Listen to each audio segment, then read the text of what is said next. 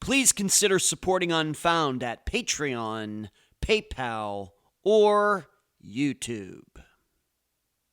Pauline Cantu Diaz was a 64-year-old from San Antonio, Texas. She was the mother of 3 and had been married twice. On December 7th, 2010, Pauline's estranged husband entered her workplace, said something to her, and exited. Video showed Pauline a few minutes later getting into her truck and leaving alone. She was never seen again. I'm Ed Densel, and this is Unfound.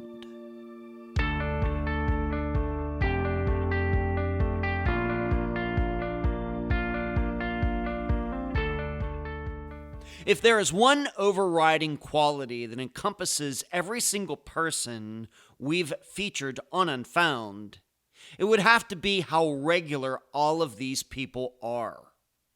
These are the kinds of people who you meet in your life every day. At work, at the store, at a restaurant, just humans going about their lives. True, these missing people are unique in their own ways. But none of them have yet been famous athletes, well-known politicians, Instagram influencers, people who are nationally known and who often have supporters and haters.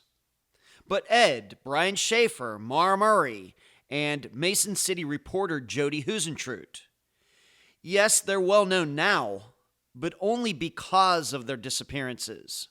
Who knows what level of fame and fortune they would have reached had they not gone missing? Maybe none.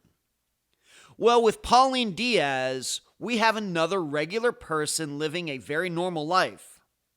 But according to Pauline herself, she possessed a very unique quality. She was a marked woman. And now a summary of the case. This is brought to you by my friend Megan Linez's website, charleyproject.org. Pauline Diaz was a married mother for most of her life. She had 3 children, with Pauline having to really care for her second daughter, who was born with some medical issues. Yet, as Pauline's children became adults, her marriage to their father fell apart. And suddenly Pauline was a single woman. Through what we might call stalkerish circumstances, Pauline met Pedro Pete Ruiz. They married in 2008, and everything seemed fine. Then Pete started to become strange and controlling. In fact, Pauline's oldest daughter saw this firsthand. And in 2010, Pauline moved out and asked Pete for a divorce. So, on December 7th, 2010, Pauline was at her job. According to witnesses, Pete, who had showed up at Pauline's job unannounced before, approached her and whispered something to her and left. Immediately, Pauline gathered her belongings and exited, well before quitting time. Video showed her going out to her truck and leaving with Pete nowhere in sight. Pete later claimed Pauline showed up at his house to pick up a lawnmower that day. However, he says Pauline left without it. She was never seen again. Pauline's family ended up finding her phone at her home along with shoes that everyone believes she wore to work on the day of her disappearance. However, Pauline's son found her truck near Pete's house. In the run-up to this episode, I said this disappearance is not as straightforward as it first appears due to Pauline's possessions being in very separate locations. Decide if you agree with that assessment as you also try to answer these 3 questions during the interviews. Number 1, is the woman in the video with Pauline a friend of Pete's, or is the woman a complete stranger? Number 2, how exactly were Pete and Pauline going to get that riding lawnmower into the bed of her truck? And number 3, pertaining to the title of this episode, was there really a hit out on Pauline like she told her daughter not long before she went missing? Pauline's family is 100% convinced she was murdered. The guests for this episode are Pauline's daughters, Paula Martinez and Juanita Flores. Unfound News. Dr. Telesco and I completed another fantastic show yesterday as we discussed the Colonial Parkway murders. If you missed it, please go to the Fischler College of Education and School of Criminal Justice YouTube channel. Next, the newest Unfound Now episode is out. I analyze the recent disappearance of Chelsea Grimm. Please find it on Unfound's YouTube channel. Finally, I'll be going to Colorado to film a TV show in less than 2 weeks. At this point, I'm not sure what it means for the episode that is supposed to be published that week. I'll keep you posted. A note before the interview starts. For about the first 9 or 10 minutes of this over 2-hour interview, you will hear a slight echo. This is due to Paula and Juanita sitting too close to each other while using Zoom on separate computers within the same house. The microphones were picking up the opposite speaker's voice. It took us a little time to figure out why this was happening. You will still understand what each guest is saying, I can assure you. But it's just a little weird, like listening to an old Led Zeppelin record. The rest of the audio, the other 2 hours and 20 minutes, whatever it is, the audio is spectacular. I'm so happy to have on this episode of Unfound the daughters of Pauline Diaz, Juanita, and Paula. Juanita and Paula, welcome to Unfound. Thank you for having us. You're very welcome. Let's start here. Let's say, Paula, why don't you go first? You give your impressions of, growing up. Maybe you want to talk a little bit about siblings. Of course, Juanita is going to get her shot as well. Just talk about your family, your mother, just as a whole growing up together. How would you describe your family? I would describe my family, my mom. My dad was a very hardworking individual who always provided everything, all the needs that our family required, and my mom, she used to work, but she gave that up when I was about 5 years old. And she stayed at home, and she was great. I mean, we were glued to each other. She was my everything because we did everything together. She was a funny person, always. We were always baking, cooking. We were always doing something. And so that was my childhood life. It was my mom and me, Yeah. And then my sister came along, and that changed a bit because I had to share my mom, and that was hard for me because I had my mom, every minute of every day, and I could go to my mom for anything, any problems, any questions. I could be real with my mom. I didn't have to hide things from her because she was that type of a mom who would listen and would explain and would also tell me these can be your consequences.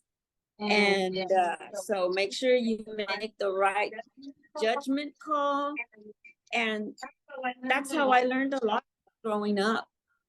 She just did everything. I don't know where she got her energy, but she did.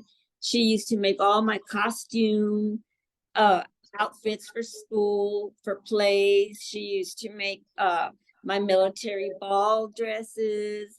She even made my wedding dress. Mom would make everything, blankets, you name it, for all of us, you know. All right, And she, Juanita, let's get Juanita in here. What about you, Juanita? Maybe I'll ask Juanita. We'll start here. How many children does Pauline have besides you two? We have a brother, a younger brother. Mm-hmm. Okay. And what is the age separation between, I guess Paula is the oldest. What is the age separation between all three of you? We are all 7 years apart from each other. Exactly 7 years. Wow, that's Yes. okay. That's interesting. All right, so then I guess Paula being the oldest, 14 years older than your brother. Okay, I gotcha. correct. Why don't you pass along for us? Paula said quite a bit. But why don't you, Juanita, talk about growing up in your family, the way you remember it. Well, when I was growing up, I was born sick. I was born sick. I had a lot of complications and everything. Mm. So I practically grew up in the hospital with my mom being there. So that's what changed on Paula, was that my mom was taken away from her to tend to me because I like I said, I was born sick. I lived in the hospital. So my mom was always there 24/7. Wow. And they didn't know if I was going to make it, but my mom believed in God. She was really faithful, and she really she's very spiritual and believes in God. And my mom was there, like I said, 24/7. And without her and without her nurturing me, I don't think I would be alive today. I was able to go home. They let me go home. My mom was able to take me home. And my mom, not being a registered nurse, she took care of me like a nurse would. She nurtured me. I had tubes in me and everything, and my mom did everything. They taught her how to do it, and my mom was amazing. She kept me going. She believed in me.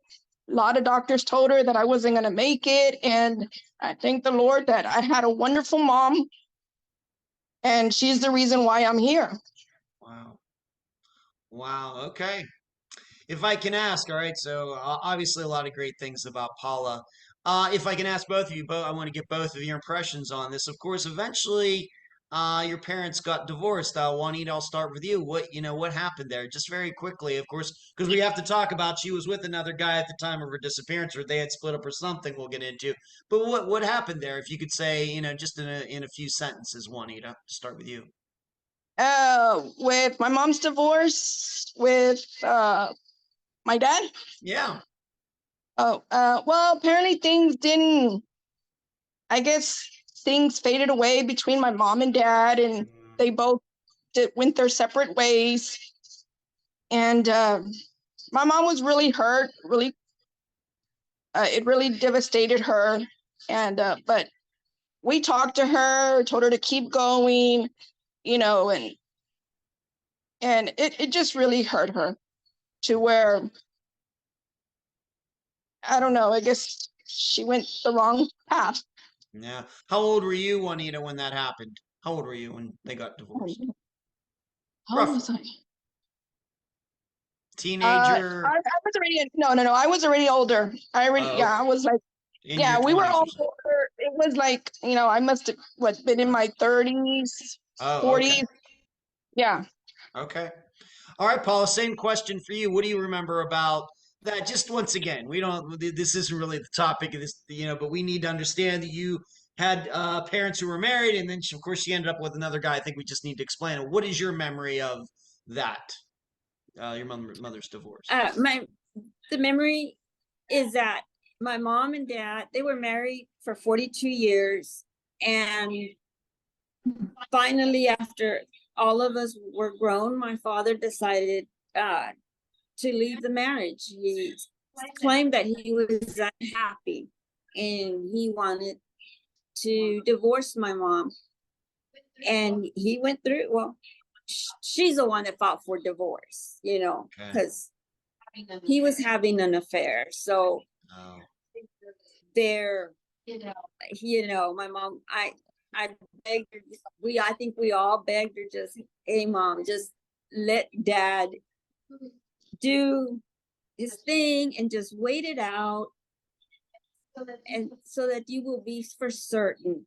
Don't make a divorce decision out of anger. And she didn't listen. She's like, no, no, no, no, I'm going to divorce him. And she did. And then she did regret it. And she did say that she would have forgiven him.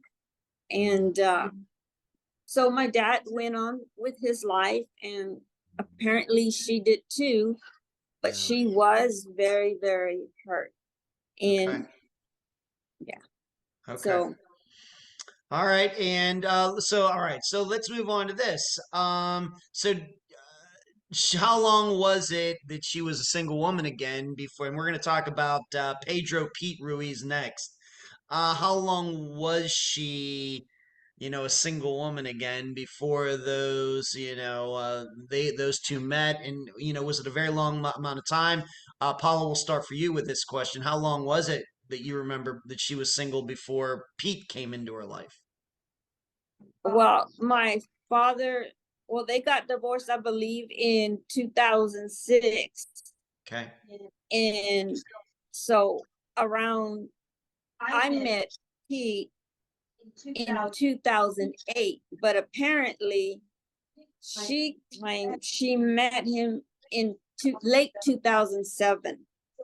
So my mom was not divorced for a long period of time. And I think Pedro knew that she was vulnerable and took advantage of that. And she was on the rebound. Now, I was divorced, and I was already like in past 10 years of divorce.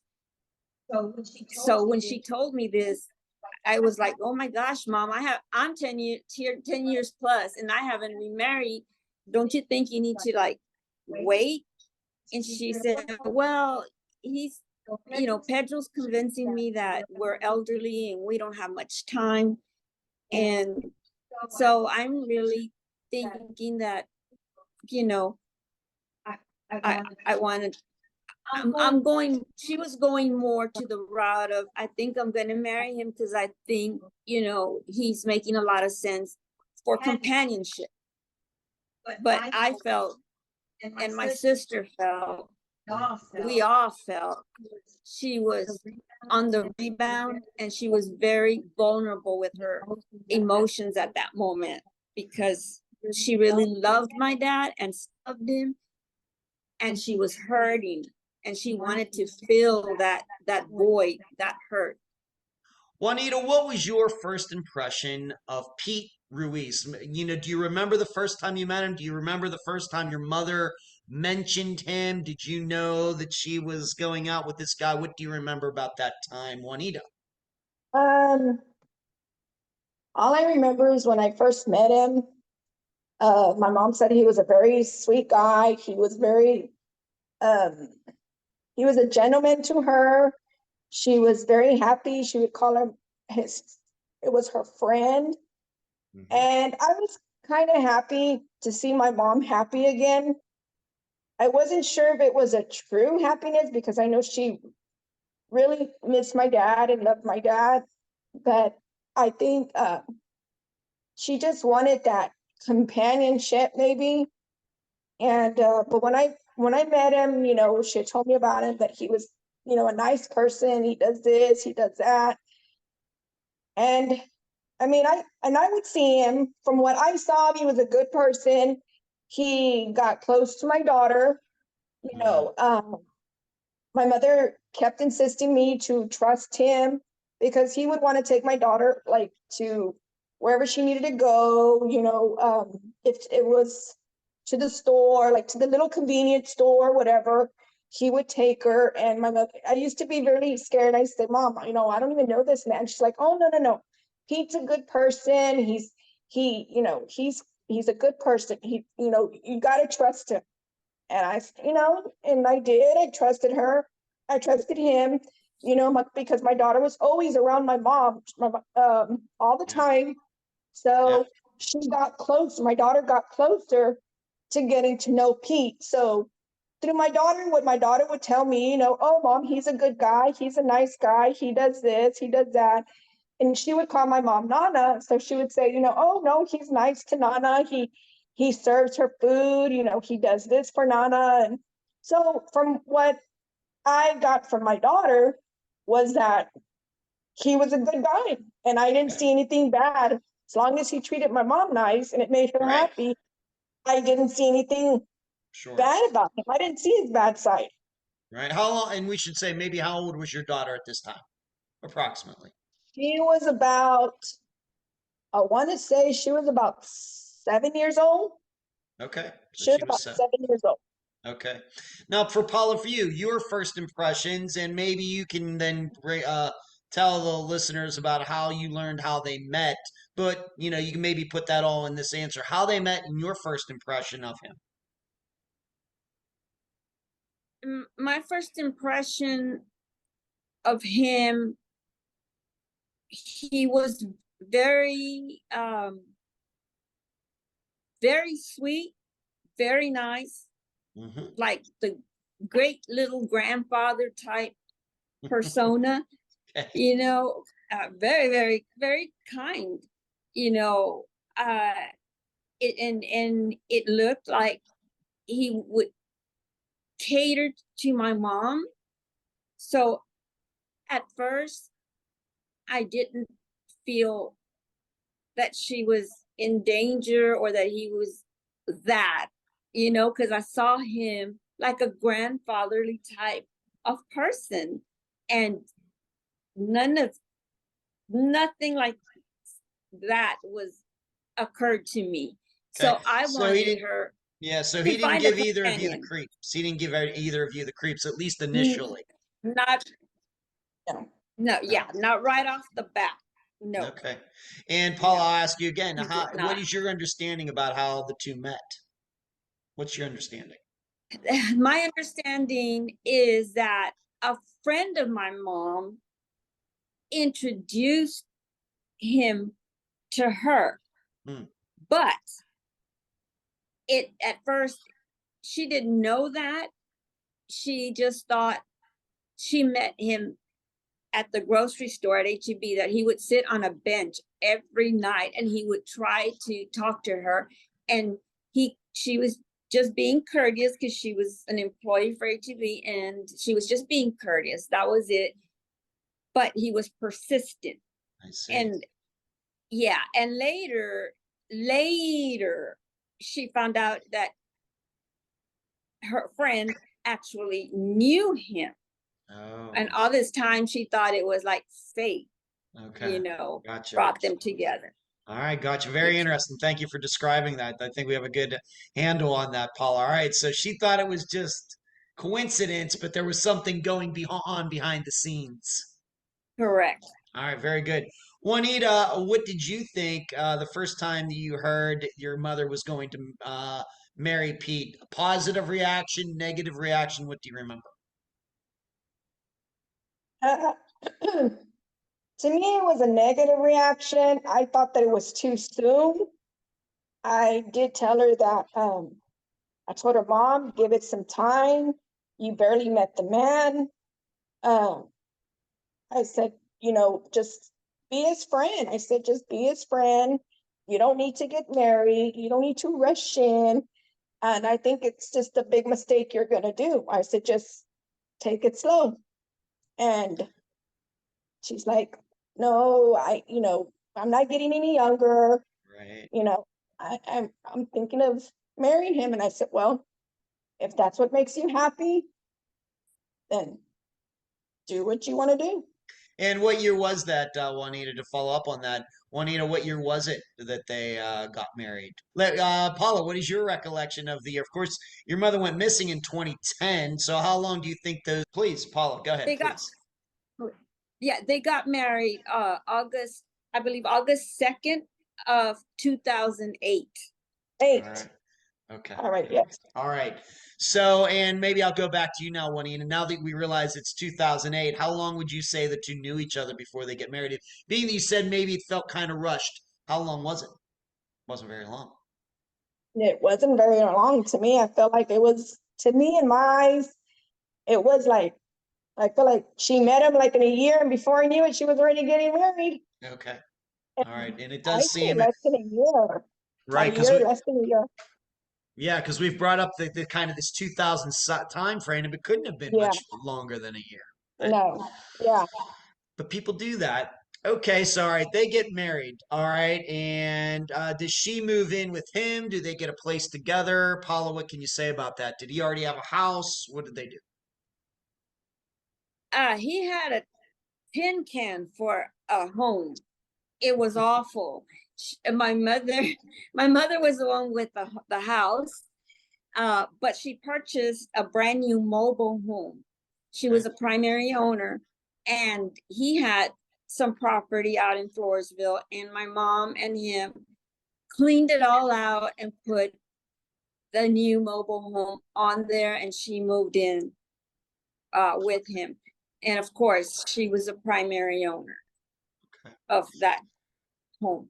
Is this close? I know you and listeners should know that we're doing this interview over Zoom, and actually Paula and Juanita are in the same house together in the San Antonio area. Is this area near where your mother lived? Did you live near her at this time? Uh, it's close, but when she was in her house, I lived like next door to her. Wow. Yes, but when she moved with Pete, she moved to Floresville, which is I must say what, about 12 miles away from from the house that she resided in, that was next door to me. Okay. So yeah, it was a Not far though. 20-minute drive, Right. Okay, still pretty close. You two could go over and see her, check in on her anytime you wanted. Yes. Yeah, okay. And we're going to get into, of course, a firsthand account with Paula here in a moment. So I'm going to go back to Juanita for this. What was maybe for you, Juanita, the first sign of trouble?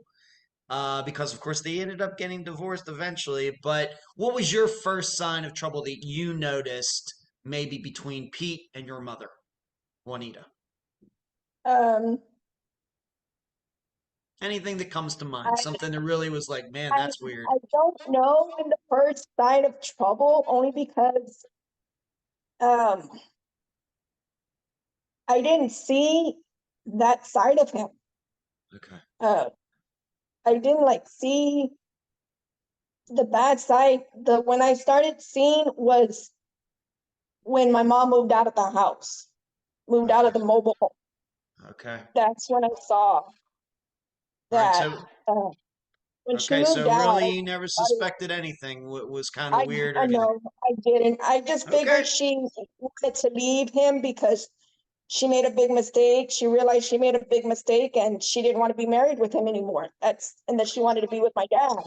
So that's what I thought the reason for her wanting to leave him. Okay, very good. All right, so you never, for example, these are just examples for Juanita, and once again, we're going to get to Paula because Paula lived with them for a little bit, got to experience something firsthand. But you never, for example, Juanita, your mother never said to you, well, he's stealing money. Once again, anything like that. There, you never thought that maybe he was beating on her, anything like that, Juanita. No, Okay. I never saw any of that. Okay, very good. Paula, you and of course I've talked to, as listeners know, I talk to guests quite a bit before we do these official interviews. Paula, you'd passed along to me a personal experience that you actually lived with both of them in 2010. Why don't you tell the listeners a little bit about your story of living with them, and maybe you, of course, got to see all this up close. I moved in with my mom because I started feeling that she was in danger and I wanted to protect her. And before I moved in July 2nd of 2010. Okay. And a month before that, it was June of 2010, we took the Toyota, her truck, the white truck, to get the oil changed. And she went with me, and that's where she told me that she wanted a divorce from him because he was not the man that she thought he was. Okay. And that was like a big revelation to me at that moment, because she was dead serious. And she said, I will always love your father no matter what. And I don't have to be married to him or anything. I just want out of this marriage, you know. And well, that scared me, because I felt like, oh my goodness, what is this man going to do if she does leave him? And I asked her, are you positive? She said, yes. I mean, she did not hesitate. She goes, I do not want to be married to him. So I moved in the following month. Wow. And I did not, that's when I saw a totally different man. And the feelings that I have started getting prior of after she got married to him in 2008, I started seeing a side of him that it didn't feel right. And it was like a lot of red flags for me.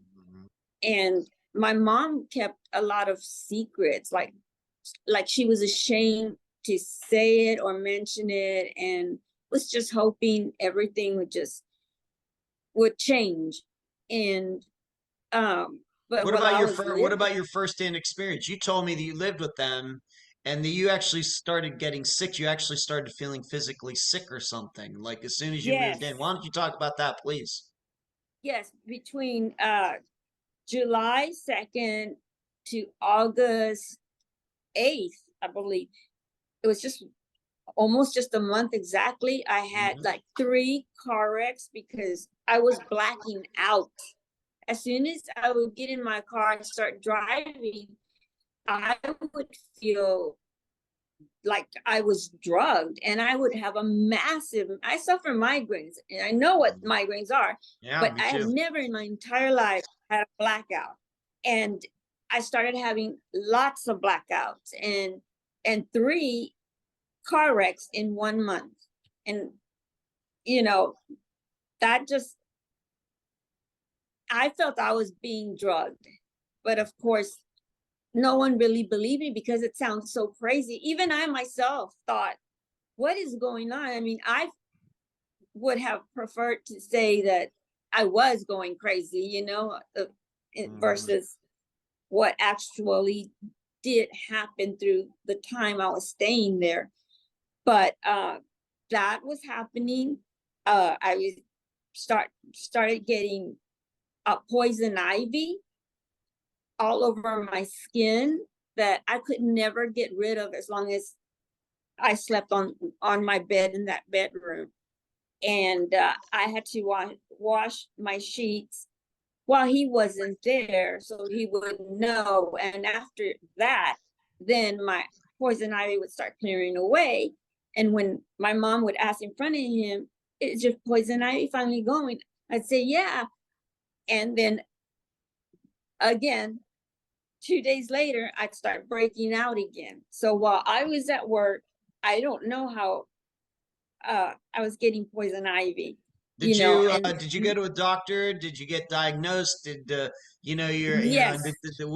the doctor have to say about this? If you could say, we know we don't get into people's personal medical, but if you're going to bring something like this up, I'm wondering what a doctor had to say about it. He told me it was poison ivy, and just to use, the topical ointments and take oatmeal baths so that it could, start healing, but it wouldn't. So I went and stayed with my sister, and I told her, look, it won't go away. And she, of course, she got me some over-the-counter stuff to keep putting on myself, and it went away. And the minute I went back to the mobile home, it started up again.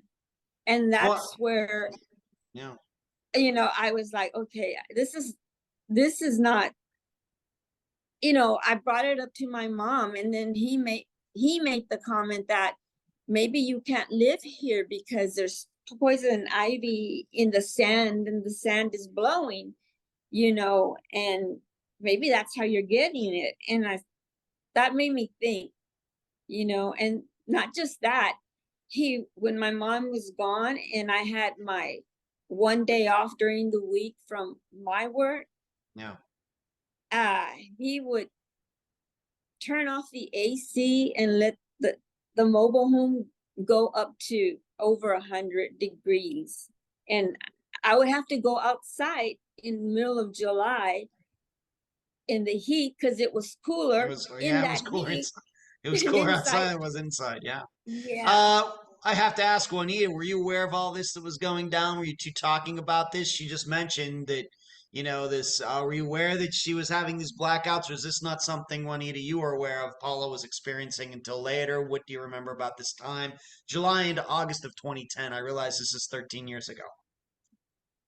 Yeah, she would come and she would tell me about what was happening to her. She would tell me that, you know, I think Pete is doing something to her, and like he's trying to get her out of the house, like he doesn't want her there.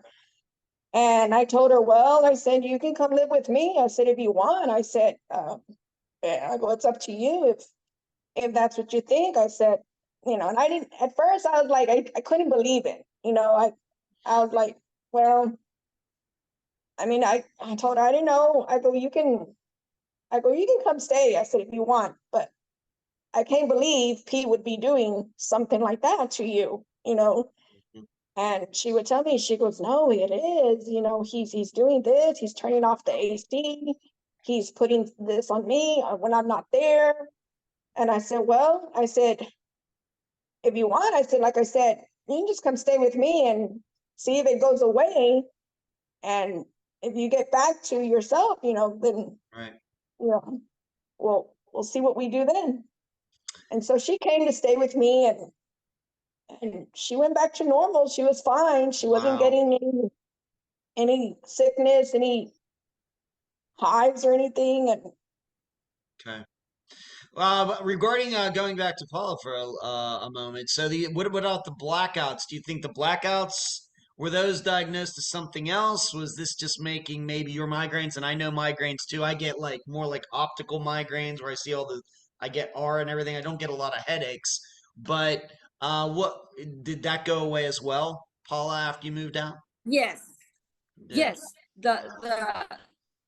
The blackouts, I have never gotten another blackout to this day. I'm 57 now, and I've never, it was just a 1 month's time that I had 3 or 4 blackouts, and they all led to car accidents. Oh my. You know, and that's why I didn't know how this was happening.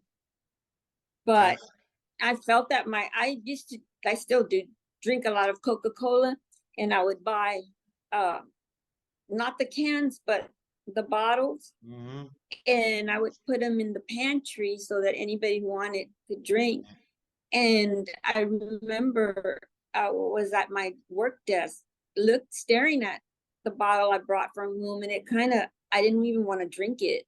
Yeah. Because You're getting paranoid. I started thinking, I said, that's exactly what I said. No, I'm just being paranoid. And I drank it. And then I started driving home, and I started getting like super sleepy. And before I knew it, I blacked out and I hit a vehicle from behind. That was my first wreck. Okay. And All now right, I was living, yeah. And this is all going on during that little over a month that you lived with your mother. Yes. Okay. Mhm. Let's move. All right. So we got to put that in there as somebody's firsthand experience living there. And of course, you talked about turning off the AC in the summer in Texas, which, you know, in San Antonio is crazy. Let's move on to this. Back to Juanita. The last straw. Your mother finally did move out. She went to live with your brother. And how did that go? What do you remember about that, Juanita?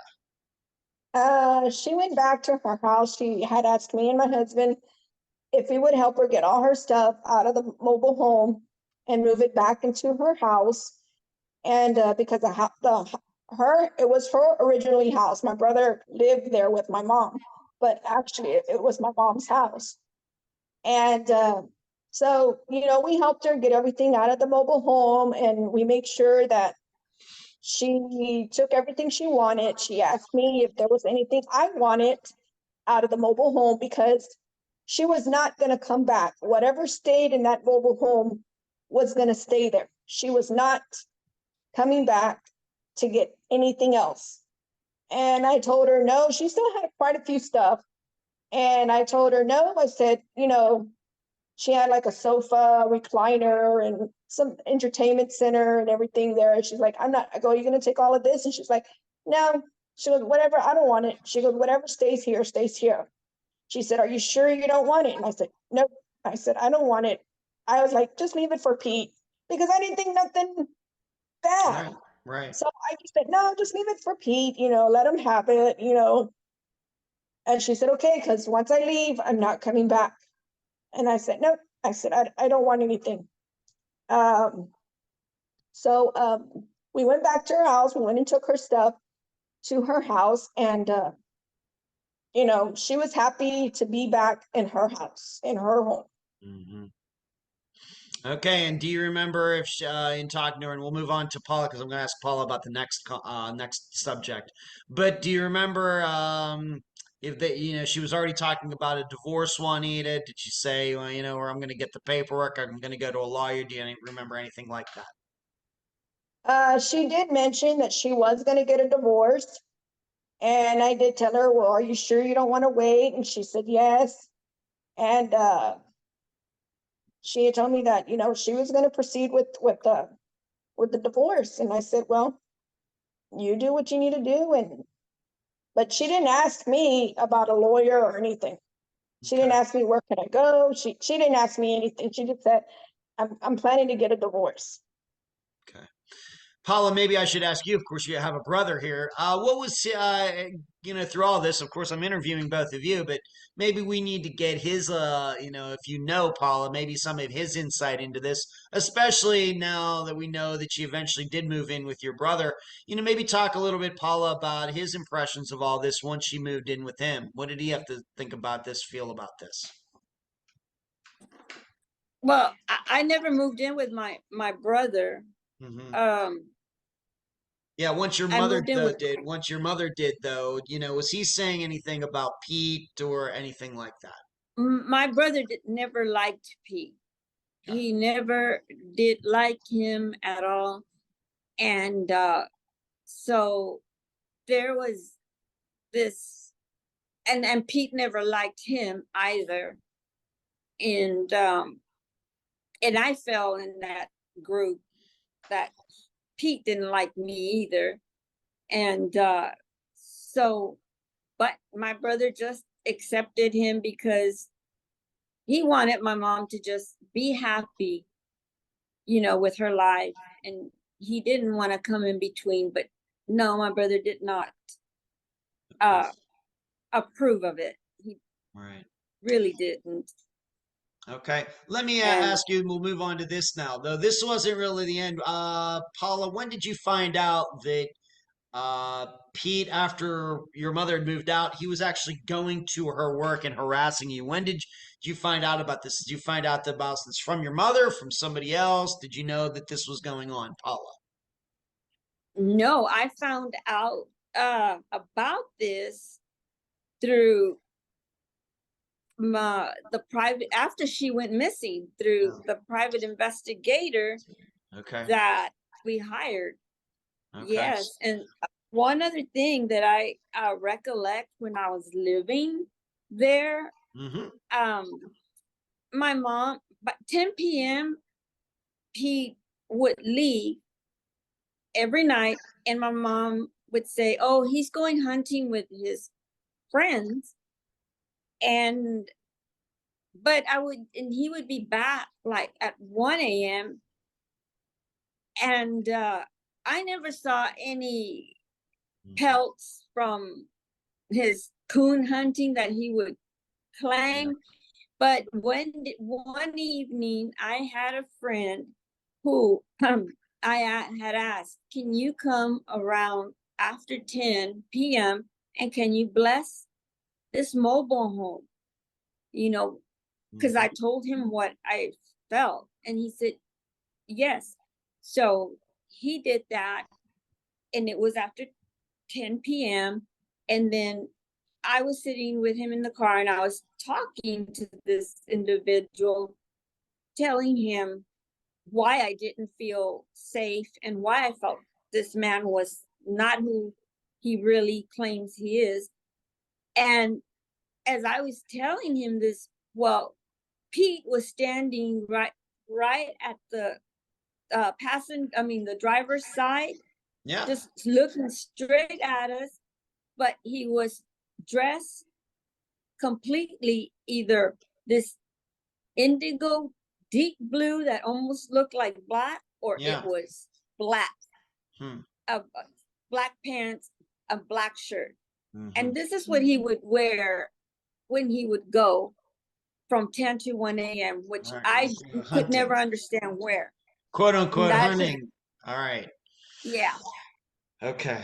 Once again, going back to the harassment, though, I just want to make sure you, Paula, did not know about him going to Pauline's workplace. You found this out from a third party until after she went missing. Yes. Okay. Juanita, is that the way you remember it as well? Did you not know about the harassment until after? Is that the way you remember it, or what? No, I don't remember her being harassed or anything until after she went missing. Okay, so no coworker, no manager, nothing ever, I don't know, would it be her business anyway? I mean, she's a grown woman or everything, but nothing. Did you ever hear for either one of you that the police had to be called or anything? Were there any fights, physical fights with somebody trying to take Pete off the property or anything? For either one of you, do you hear any stories like that? Not that I'm aware of. I didn't hear anything. Okay, you, Paula, never heard anything like that. No, after the fact that she disappeared, that's when I learned that co-workers knew, and HEB didn't have any security, but they would get managers to escort him out because he would be harassing her all the time. Okay. And that's okay. Eventually a lot of co-workers started talking and saying that she was complaining. I'm sure. Yeah. And so I guess what we're also saying is, being that she's living now at this point with your brother, like into September, October of 2010, it's not like she would come home for work and tell your brother, Pete came in and really bothered me today. She never said anything like that to your knowledge, to your brother. He never brought it up either. No. Okay. Okay. Let's move on to this. I think I have this wrong in the outline. I have Paula, but I think this is Juanita's topic, so I'm going to ask her. Juanita, you told me about in a previous conversation about a car outside your home. And why don't you also tell the listeners a comment your mother made to you not long before she went missing? A car, and she said something very strange. Why don't you tell the listeners about it? I think it was you, Juanita. I had it Paula here, but I think it was Juanita that said this. Yeah. Sorry. It was around, I think it was around a week or 2 weeks before she went missing. I had a car on the side of my driveway, and it was, I believe it was on a Wednesday night, about 6:00 Okay. in the evening, and there was a car that had two people in it. I want to say it was two men, and it was on the side park. And I called my neighbor, and I told my neighbor, no, I take that back. My neighbor called me and said, hey, there's a car that's been parked at the side of our houses, between both of our houses. Do they belong to you? And I'm like, no. I said, I don't recall anybody. And I said, well, let me call my sister. Let me see if maybe one of her friends came by. So I called my sister and I asked her, I said, hey, were you waiting for somebody? And she was like, no. And I said, okay. I said, well, there's a car here parked and that's two people, but I didn't go up to it. We just went outside and we glanced at it, me and my husband, and then we went back inside. They never rolled down the windows, and then they stayed there for a while, and then they ended up leaving. And then the next morning, I got up to get ready for work, and my neighbor calls me again and says, the car came back. So I looked outside, and there was a car, and I even we went outside, came back, and they didn't come out. Nothing happened. And my neighbor came out, and he tried to go to the car. As he tried to go to the car, my neighbor, the car took off, and that was like around maybe like 5 a.m. Wow. And my neighbor went and followed them, and they went all the way down the road. And then my neighbor lost him. But when he came back, the car was already in our subdivision again. But my neighbor was able to get the license plate number. So when I filed a report and I told the cops, I told them, yeah, I said there was a car that was parked here since yesterday, came back today. I don't know who it is. And they were like, it could be the construction workers, or they were just making up excuses, the cops. Okay. And I was like, well, okay, I just want to let you know that there's a person that is parked here, and I don't know who they are, and I don't know who they're waiting for, but I'm just letting you know. I said like that, and he's like, no, don't worry about it. They're probably just parked for the construction, because they were building houses out here at the time. So he said, no, don't worry about it. I said, well, I'd appreciate if you just keep it noted, keep it record in case if anything happens. And he goes, yeah, we will. Just, I don't think it's anything. And I was like, all right. So we just left it at that. Okay. So, you took this license plate number, so you never did find out who was in this car.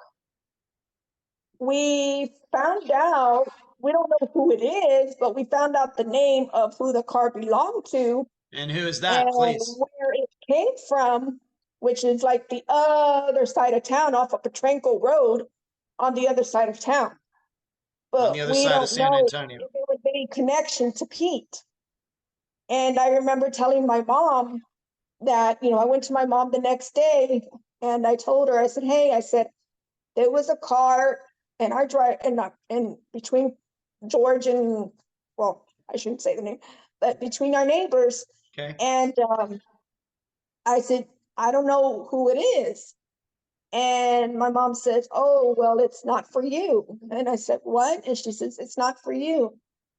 And she told me, I go, what are you talking about? And she's like, it's for me. And I said, what are you talking about? It's for me. She's like, I go, who? And she said, I can't tell you, but it's not for you. And I said, what? Somebody has something for you? And she goes, yeah, there's a hit for me. And I said, what? And I said, who? I continue to tell her who. Yeah. And I said, Pete? And she nodded her head. And she said, I said, why? And she's like, I don't know. All I can say is, I don't know when, I don't know how, but it's for me. And I told her, Mom, we need to report it. Mm-hmm. And she says, no, we're not going to report it. I said, Mom, if you know something that he has, we need to report it. And she's like, no, don't worry about it. It will blow off. It's just going to make him mad. And I said, no, Mom. I said, we need to do it. I will be with you. I cannot make the report for you, but I will be there and I will call and I will be with you to make the report. And she didn't want to. So I ended up calling my sister. I ended up calling my brother-in-law, my niece, and telling them what was going to happen, that about Pete having a hit on my mom and that my mom didn't want to make a report. So I was going to take the day off of work, like the next day. And she didn't want that. So then we later on, we went to HEB, took my daughter, whatever. We went to go get some stuff. And my daughter went up to my mom. My mom was working in the tortillas. And she was fixing her up a tortilla with butter. And she told my daughter, she says, I need you to stop talking to Pete. She said, you need to keep him away from y'all. If not, you're going to have me killed. And I don't know what she meant by that. And I never did get to ask her, because my daughter came to me and she's like, Mom, Nana told me that we need to stop talking to Pete, because if not, I'm going to have her killed. I don't know why she said that. And to remind everybody, go to her. Yeah, just to remind everybody, and this all happened not long before she went missing. Yes, this happened before she went. All right, so I guess so once again, I got to ask you this again. You got that license plate number. We don't know. I don't know if we want to do names here, but did you eventually find out who the car was owned by, was registered to, the one that was parking near your house? Did you find out who that was? We found out who the car was under, the name, yes. All right, and any connection to Pete? I don't know. You don't know. All right. I don't know. You've not, listeners should know. Do you remember what the name is, Juanita? Do you remember what the name is? But I don't think I should say it. No, you're not. You're going to tell me this after so I can look into see who this person is. We'll do that after this interview is over so I can look into it for myself. We don't have to make it public. Okay. Paula, what do you remember about this? Do you remember Juanita telling you about all this, your reaction to all of that at the time? Yes, I remember, because she called me at work, and this car actually appeared on a Tuesday morning, the week before my mom went missing. Okay. And so apparently this car was early morning Tuesday and Wednesday. So she had called my dad and accused him, hey, is it for you? She called me then and said, hey, is it for you? And I'm like, no, it's not for me. I said, for you. You know what? If he doesn't belong there and you don't recognize him, file a report, just call the cops. And she said, okay. So they did. They did that. But she went and eventually she went and told my mom, hey, Mom, this happened. And sure enough, my mom told her that it was for her because right. Yeah, I realized you weren't. Yeah, I know you weren't there, Paul. I'm just wondering your impressions once she told you all this. Did you? I'm not saying I absolutely believe Juanita 100%, but for you, was it startling to you, or was like, you know what, that Pete guy's kind of strange anyway? Maybe this isn't crazy. Yes, when my sister told me what my mom had confided in her, I quickly called my ex-husband who lived right alongside my mom and asked him, hey, can you send my daughter to go ask my mom if this is really true? Because I felt it was unbelievable. And I wanted to make sure that it was a story exactly correct as the way my sister was telling me. And that's when my daughter was on her way to go ask my mom through the back fence. And that's when my daughter stumbled upon one of Pete's daughter, the eldest daughter. And my daughter just kind of hung to the side of my mom's house and was just listening. And my daughter heard this girl tell my mom, hey, you better go back to my dad or he's going to have you killed if you don't go back. And that's when my daughter... let's kind of set this up. That is the next thing on the outline. So, all right. So this all happens. Seemingly, your mother tells Juanita that, it's probably for me. And, Pete's after me. Of course, we have to remember you two didn't know all this harassment was going on. This all kind of makes sense now in retrospect, I guess, even though it is crazy and it's horrible. So that's why she says that. Then you find out about this. You have a daughter that's going over to your mother's house where she is, and she just happens to run into Pete's daughter who was over there. and gets to listen to this conversation from Pete's daughter, who is a grown woman, talking to your mother. And Paula, why don't you go through that again? Why don't you set that up again? She's listening, and what does that daughter of Pete say? My daughter said that she overheard her telling my mom that she needed to go back to her dad, because if not, her dad was going to have her killed. And so she was giving my mom a warning, you know. What And kind when of that, dog? and when, Once again, I realize this is hearsay. You didn't hear it. Juanita didn't hear it. I didn't hear it, and this would never be allowable in court by any means necessary. But so right, the listeners have to remember this. I'm not here to defame anybody or anything like that, but it's just such an outrageous story that we have to talk about it. This is what your daughter told you. She heard this. Did she confront Pete's daughter regarding this? Hey, what are you talking about? What did Pete's daughter not know your daughter was there, or what?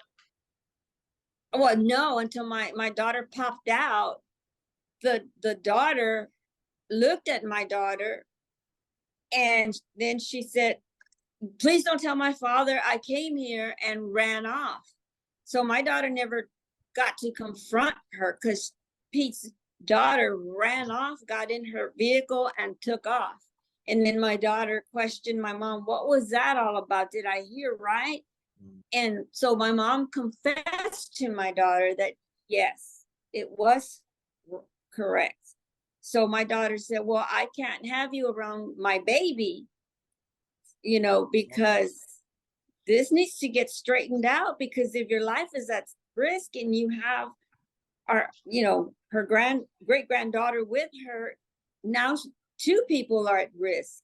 So my daughter gets back to me that night, and so that we were all going to get together and have my mom make the report. Yeah. And of course that didn't happen, because she wound up disappearing. She went missing first. All right, Pretty so quick. so I guess even though that story sounds outrageous, the thing is we have two separate stories that are completely disconnected from each other with different people, in which the death of Pauline is mentioned. Pauline mentions it herself to Juanita, saying, "Yeah, it's probably for me. Pete's after me. He has a hit out on me." And then Paula's daughter is going over to the house, and what does she overhear? She hears this conversation about a daughter, essentially extorting, threatening your mother. What kind of daughter does that? Yeah, Why does it? What kind of daughter wouldn't say to your father, "You're crazy"? I'm not doing correct. that. If my father asked me to do something like that, I'd be turning him into the police. And I love my father, but there are limits.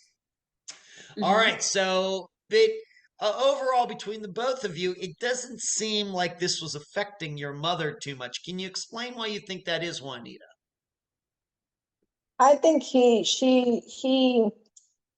just took it as like he was angry that she wanted a divorce and that he would eventually get over it and it would blow off. She never believed anything he said, or didn't want to believe he said. And she would just blow it off. And maybe she didn't want to scare any of us. Hmm. What is your impressions of that? Same question, Paulo. It seems like this would be something where I think most people, if they're getting threatened or, they're going to the police immediately or whatever else, it seems like your mother was just continuing to go about her daily regular schedule. Why do you think that was, Paula? My mom was always and has always been a private person.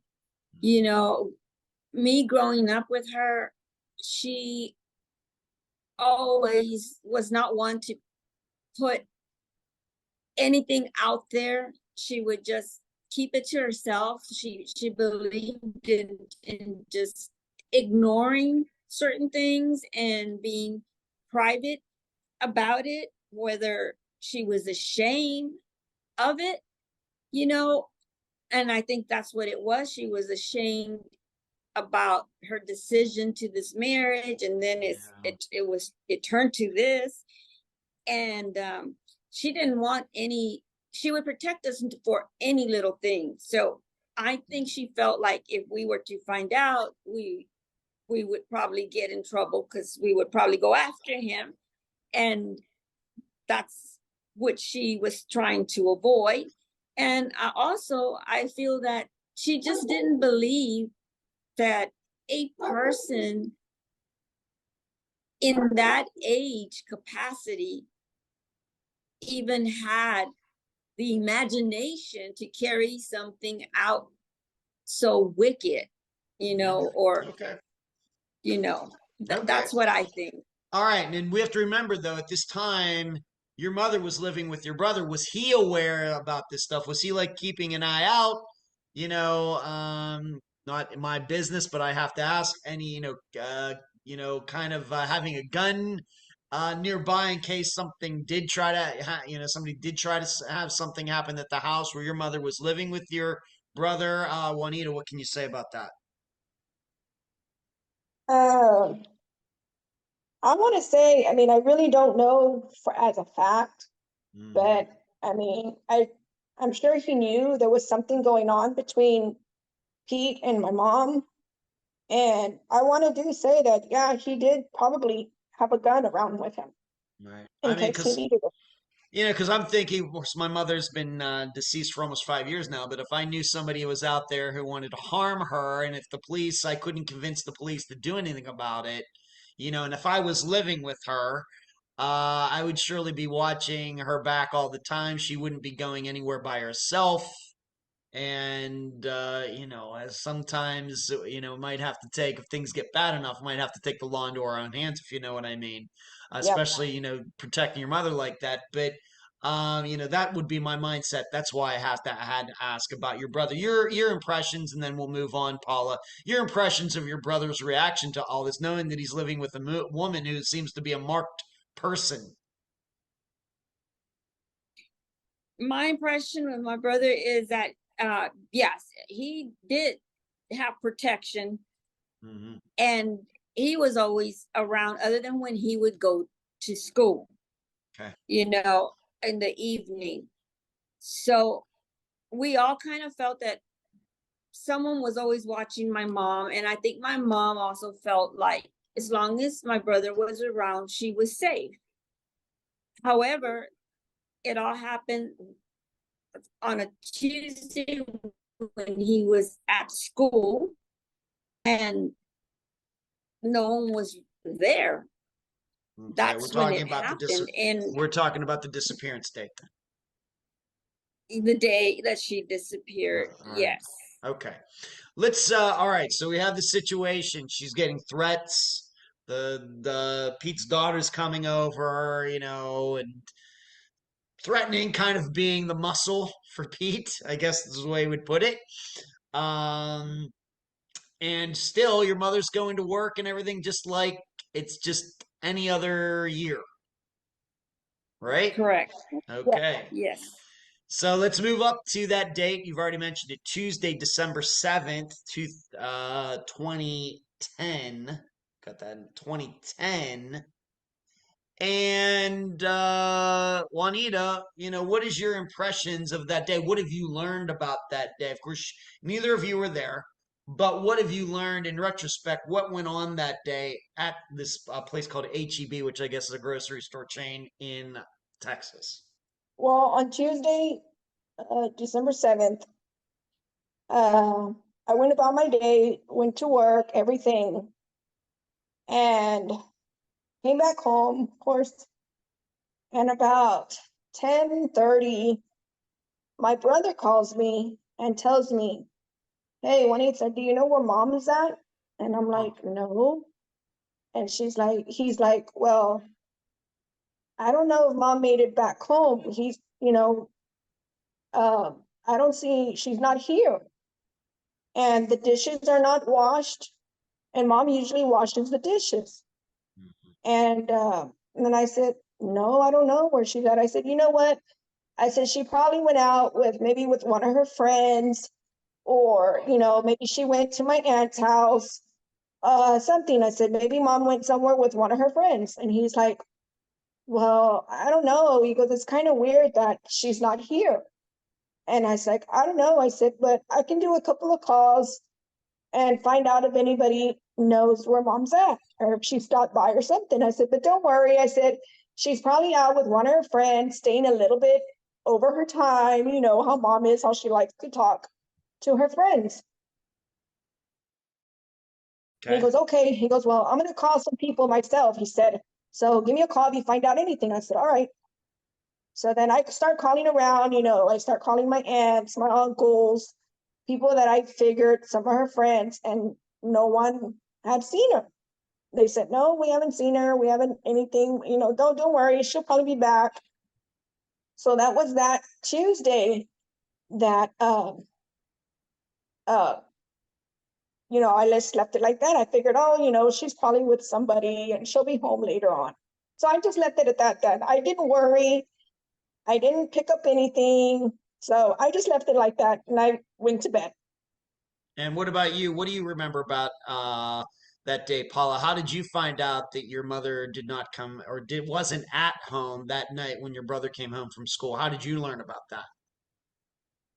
I didn't learn anything about that. I didn't know that she hadn't come home until Wednesday at 9 p.m. only because I had forgotten my cell phone at work, which that is not usual for me. I mean, I always carried my cell phone everywhere. And that day I had left my cell phone behind.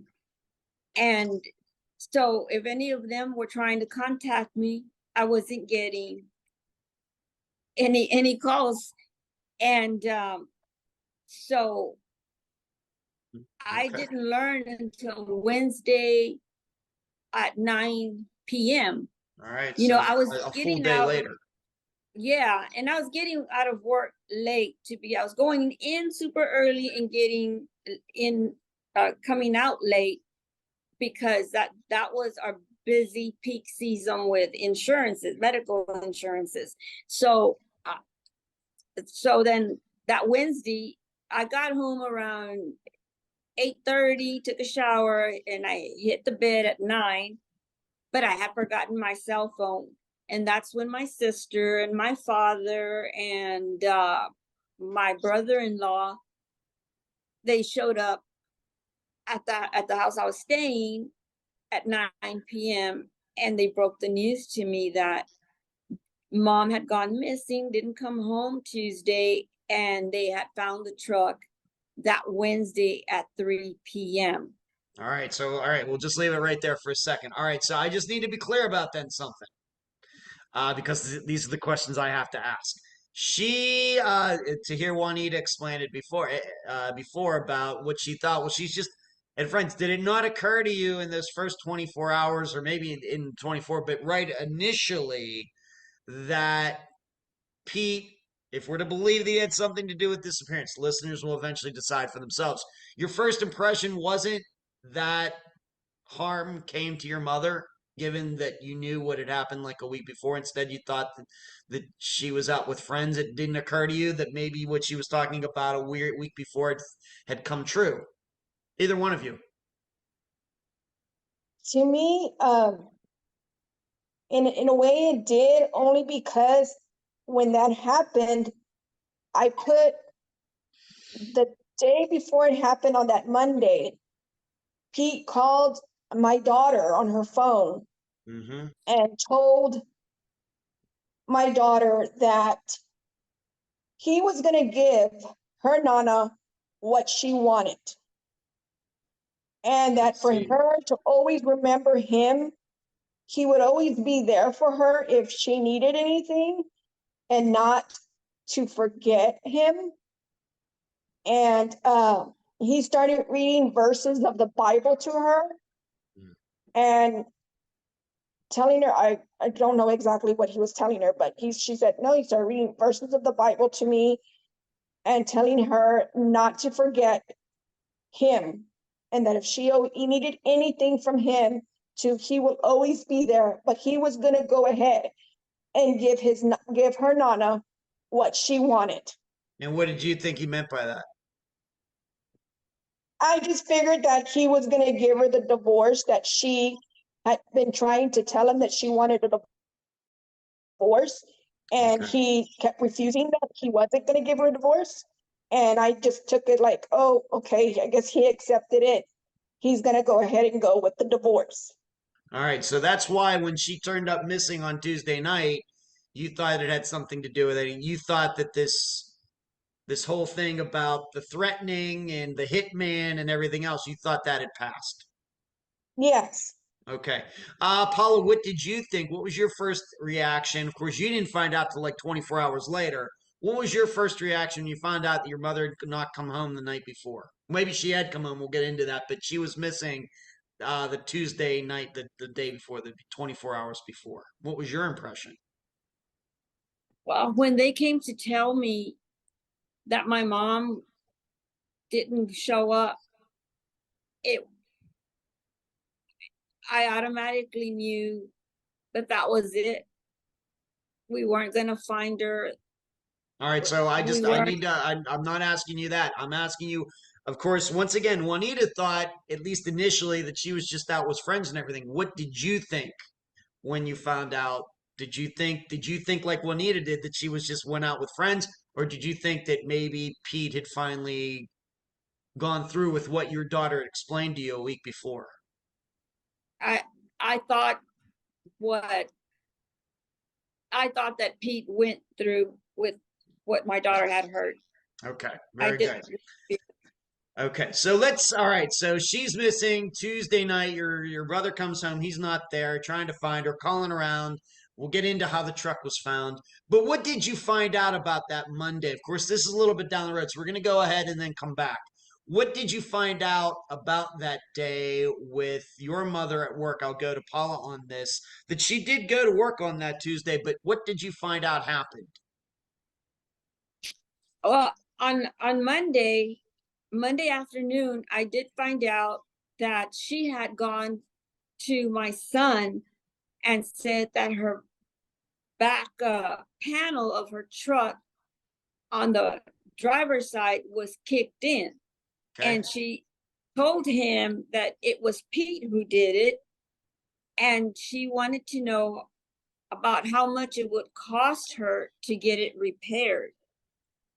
And he said, oh, no, it won't cost much. And he explained to her how she could do it. However, I knew that truck had bumper to bumper warranty. But I never got to tell her that she didn't have to worry about the money on that fix, because that was that Monday evening, and then Tuesday she went to work, and then she disappeared. Yeah, that's what I'm asking about. What did you learn about Tuesday, the day this day that she went? What do we know about her movements for that day, December 7th, 2000, Paula? The only movement that I know is that she went to work, Mm-hmm. and that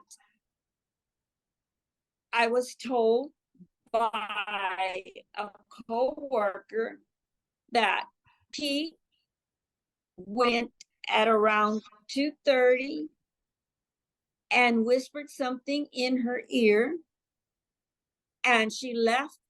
As soon as he did that, she left her area in disarray and walked out, clocked out, and went to her vehicle. Okay, and there's video of this, and we're going to come back to this. Juanita, Juanita, when do you remember finding out about her going to work and then hearing about somehow figuring out that actually Pete went to see her at work that Tuesday? When did you find that out? This whole whisper story. I want to say I found that out about let's see, Tuesday, Wednesday, probably Thursday, because I ran into one of her her partner that worked with her in her same little station in the tortillas.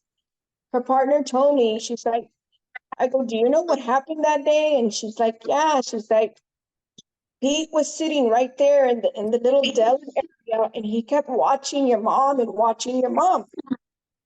And I was like here with her, and then she says, and then I had to leave to go do something, and I left the station. And then as I was coming back, he didn't know. He goes, Pete didn't know I was around there, but he got up, and that he went to her, whispered something in her ear, and then he took off. So, and she goes, and all I know, your mom usually cleans everything, makes everything spotless, makes sure everything's in the right spot. But that day, like, she got scared. Like, he told her something that scared her. Mhm. And I never did. I regret, I never did get to ask her what he said. But she didn't really clean up like she was supposed to. She got scared. She just she didn't even take out the trash. She just, like, she needed to leave. And he goes, that was not her. She always cleans her area. She takes out the trash. She makes sure everything is the way it's supposed to be. She went and she clocked out, and then she left. Like, if it was a big emergency. Okay. Now, factually, this is important in the outline. Factually, do we know where she went after that? She went out, and we're going to get into the video of all this and who happened to be in the parking lot at that time. We'll get to that in a little bit. But she gets into her truck. Do we know anywhere that she went? Was there anybody who saw her after that, driving, walking, anything, Juanita, to your knowledge? To my knowledge, no. I don't. All right, Paula, to your knowledge, anybody see her after she left work that day early, clocking out early, see her walking or driving anything, Paula? No, Okay. All right, so now no. we'll go to the house. So then we've already explained that your brother comes home, he's going to school. He notices that it's Tuesday night, she's not home, the truck's not there. Just a couple questions about the house, because we're going to get into this house situation a little more, may lead us in a particular direction. Paula, any signs of violence at the house? Any neighbors come forward to say, yeah, we did see Pauline there that evening before he got home? Anything like that, Paula? Any signs of violence, or anybody who saw Pauline at the house that afternoon or evening after she left work? No, no one claimed to have seen her there or ever arrived or Okay. seen her vehicle there. The only thing was that her cell phone. Yeah, we'll get into that, Paula. That's a little more down. All Okay. I'm wondering is there any proof? Nobody But saw her there, and there was no signs of violence. For example, maybe she did get home, Pete follows her there and abducts her. Anything like that? Yeah, there was no sign of any violence other than the house was unclean, and that was completely not in her character at all. She would always, as soon as she would get home, she'd clean her house, and the house wasn't cleaned. Okay. All right. So she's missing on Tuesday night. It goes into Wednesday, and we'll get into how the truck was found. Remember, the truck was missing for a while as well. And when do you choose to get the police involved in all of this, Juanita? Well, my brother called me on a Wednesday, and he says, I'm gonna go out and look for mom. He goes, I'm gonna go see if over there by Pete, I'm gonna go ask Pete. And I said, okay. So he drove out there. He calls me back. He says, hey. And I said, what? And he goes, I found mom's truck. And I said, what? He goes, I found mom's truck. And I said, where? And he goes, over here where Pete lives. It's right here. So, I took off work early. My brother is the one that called Wilson County and got Wilson County police department involved in her case. All right. We'll continue on. All right. So your brother goes out. He gets curious. I guess a good place to start would be about Pete. I should ask you this on that Wednesday. Did anybody think of calling Pete? Before driving over there, anybody, call him, maybe even on Tuesday night, given that everything was going on? Did anybody think to call him before your brother decided to drive over there on Wednesday? I didn't think of calling him. No, I didn't. Okay. But he goes over there and sees the truck, and we'll get into the location of the truck, but just happens to run into it. And is that when, Paul, in your memory, is that when the police got involved once the truck was found, or what do you remember about that? And what jurisdiction are we talking about? No, my son filed a report on December 8th with Bexar County. So the original case number was in Bexar County the Okay. next day on a Wednesday. And so he got off of work early on Wednesday to go to Pete's house. But at that time, my ex-husband had already heard all the news. So my ex-husband went straight to Pete's house to question him on that Wednesday while my brother was found the truck. And that's when my brother called Wilson County because it was in their jurisdiction. And he was waiting for them to get there at the truck. But at that time, my husband just went to Pete and spoke to Pete. All right. And how did Pete react to all this? How did Pete react? Well, when my husband said that the minute he drove up the driveway, he got out of his vehicle. He got out of his vehicle. Yeah. He said, I didn't even say anything, and he just slammed the front door open, came running down, and signaled with his hand, yelling, "What happened?" My ex-husband was questioning him. Well, nothing happened. I just came here to ask if you know what happened to Pauline. And he's like, no, what happened? And he goes, are you sure that did she come by here or anything? And he's like, yeah, she came by to pick up a lawnmower, and but she had to leave right away.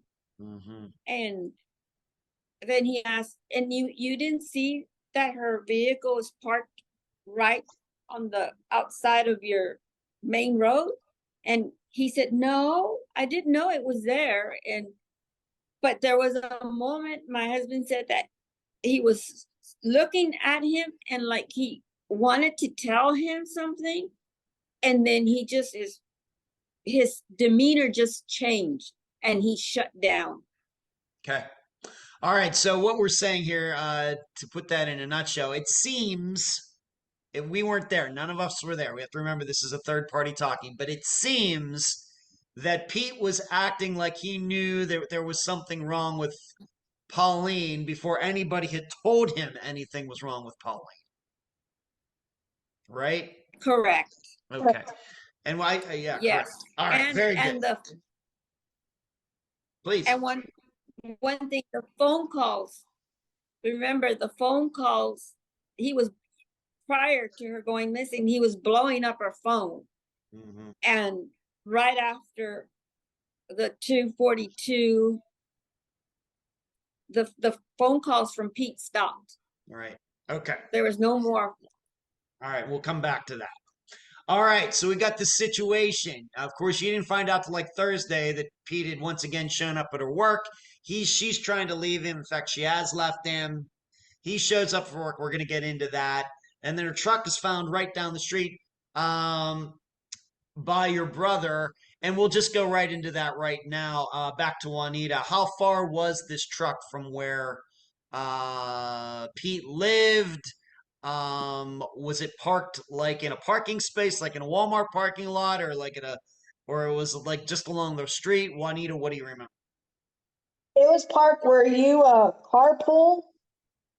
People usually park where you can park your car, and then a van usually goes to pick up people that go to work.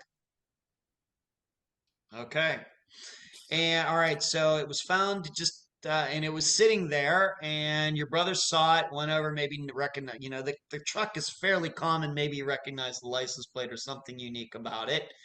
And how far would you say that was from Pete's place? Maybe if we were to drive it, how far would you say that was? Oh, not even no 10 minutes. Really Probably like close. very close. Very close. All right, now I'll ask Paula this. It was And they did find something of Pauline's in the car, and that was her purse under the seat. Is this something that she normally did, the way you understand it, Paula? Purse under the seat, something unusual or unusual about that? yes. She had a habit of putting her purse under the seat. Okay. You know, only if you really knew my mom, you would know that. Other Mhm. than that, you wouldn't know that she had a tendency to do that. And Okay. so all her belongings, the contents would be in that purse that she had, and that we did get confirmation that all her checkbooks and I her driver's license and her charge cards, they were all in there. All It in. was as if nobody acknowledged. Mhm. Okay. And Paula, do And you it remember? and it, Paula, do you remember if the truck was locked or not? the truck was locked. It was. Okay. Yes. And the truck was 4 miles away from his house. All right. So not Yeah. close, not far. Walking distance, yes, but not like right down at the corner either. Not like a half mile away. So this is something maybe we have to keep in mind. Right. Um, I'll ask Paula this, and we'll go back to Juanita. Paula, any forensics done on the truck at that time? For example, any dusting of fingerprints? I don't know if that would have mattered anyway, but anything what we might say from a forensics perspective done on the truck, or what happened to this truck? Yes, there was fingerprinting done. I used to drive that vehicle for 8 months before I handed it over to my mom. Okay. And they found one fingerprint of mine on the back window, but that was because I would put my CVS employee parking sticker there. Okay. And my mother would never allow Pete to drive her truck, and they found his fingerprints in it. But because he was married to her, they said, well, his fingerprints belong there. Right. Of You know. course. No sign, Juanita, and no signs of violence or anything in it, anything that we might think something violent happened in the truck, anything like that. Not to my knowledge. Okay. Is this a place that you had either of you had known that your mother would have had a reason to park this vehicle there at all? For any No. reason? Nope. No. Okay. All right, so we have this truck, it's locked. So am I then to understand that the keys for that truck are still missing? Yes. Or what? They are. Okay. All right, so the keys are still missing to this day. We're doing it, by the way, we're doing this interview on November 18th of 2023. So the keys are missing over 12 years later. And the truck is locked. Somehow they get into it. That's not hard, it's easy to understand. But the purse is in there, nothing stolen. Anything valuable in the purse is still there. But that vehicle, it's parked like in a carpool place where people park and maybe they get on a bus or something to go somewhere. Okay. Let's now go back to the house. And Paula kind of already mentioned this before, but I'm going to start with you on this, Juanita. We have to remember something. The truck was found near Pete's. However, Pauline's phone was found at her house. How did this come about that this phone was found? Did your brother not see it when he came home that night? What do you remember about that, Juanita? Uh, I guess he didn't see it, but I think he was calling her phone. He Yeah. tried calling her phone, and then he heard the ring. And that's when he realized he was trying to connect where the ring was coming from, Yeah. and then he found it. And where was it in the house? Do you remember, Juanita? I believe it was, I don't know if it was on the kitchen counter. Paula might know. I think it was on the kitchen counter, but I could be mistaken. So Paula, do you you remember? would have thought that would have seen it right away. If it was on the kitchen counter, you would have thought he saw it as soon as I think he it came home. was. I'm not too sure, so don't hold me up on that. No, Well, Paula, if you want to, if no, you have a different impression, please. Yes, please. no. It was found in her bedroom. She Okay. had a little round table, and it was in there Okay. on the little round table in her bedroom. Okay. Paula, does this leave you then impression for both of you that she actually did go home after she was at work on that Tuesday? Is that what you've now think all these 12 years later that she went home, or what, being that her phone ended up at the house? I, it's plausible that she did make it home Mm-hmm. because her clothes seem to have been found there. All right. You know, her tennis shoes and the phone. And, you know, so it's really like, we really don't know, did she make it home? Or did she go to his house and then come back home and someone was ambushed her from there? All right. I guess what we're So saying this, here is it makes all the sense in the world that when she went to work on December 7th, 2010, she had her cell phone with her. She leaves correct. work early and somehow that phone ends up back at her house. It would make sense that she put it there, but it very well could be somebody else put it there, right? Mm-hmm. There's Right. no proof that she put it there. All right. Do Yep. we have any? What about phone records? We're going to get to the clothes and the sand and everything, but I want to stick on the phone. Do we have any records or phone ping information? Polly, maybe you seem to have a better handle on this right at this moment. Do we have any ping information records of for any activity on December 7th, 2010? No, we don't. The all the law enforcement that were involved, from Texas Rangers to Wilson County to Bear County, they have not disclosed any phone records Okay. of either or. It's being kept confidential. All right. All these years later, Mhm. who did you try to get access to her phone records? Of course, you don't have access to the ping information, but maybe to her actual phone records. You know, who she would have called, who she would have texted. Did you try to do that? My sister tried, Mhm. and but by that time, the authorities had called the phone service Mhm. and put a block, All right. not to be given out. All right. Juanita, is that how you remember it? Is that what you tried to do and they wouldn't give them to you? Yes. Wow. And do you remember how long that was after December 7th that you tried to do that, that already they had that locked down? I want to say maybe it was like I can't remember. I want to say it was maybe like the next day or two, It Pretty was on fast. Friday. Friday. Pretty fast. Pretty fast within a few days, and they would not give that information to you. So I guess what we're saying is we don't have any knowledge or any idea if she made any calls or texts after she left work that day. No. No idea at all.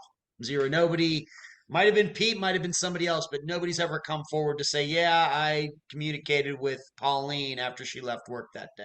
That's still all up in the air. Right. Okay. Right. Juanita, being that Paula mentioned, I'll ask you though. Is there proof though?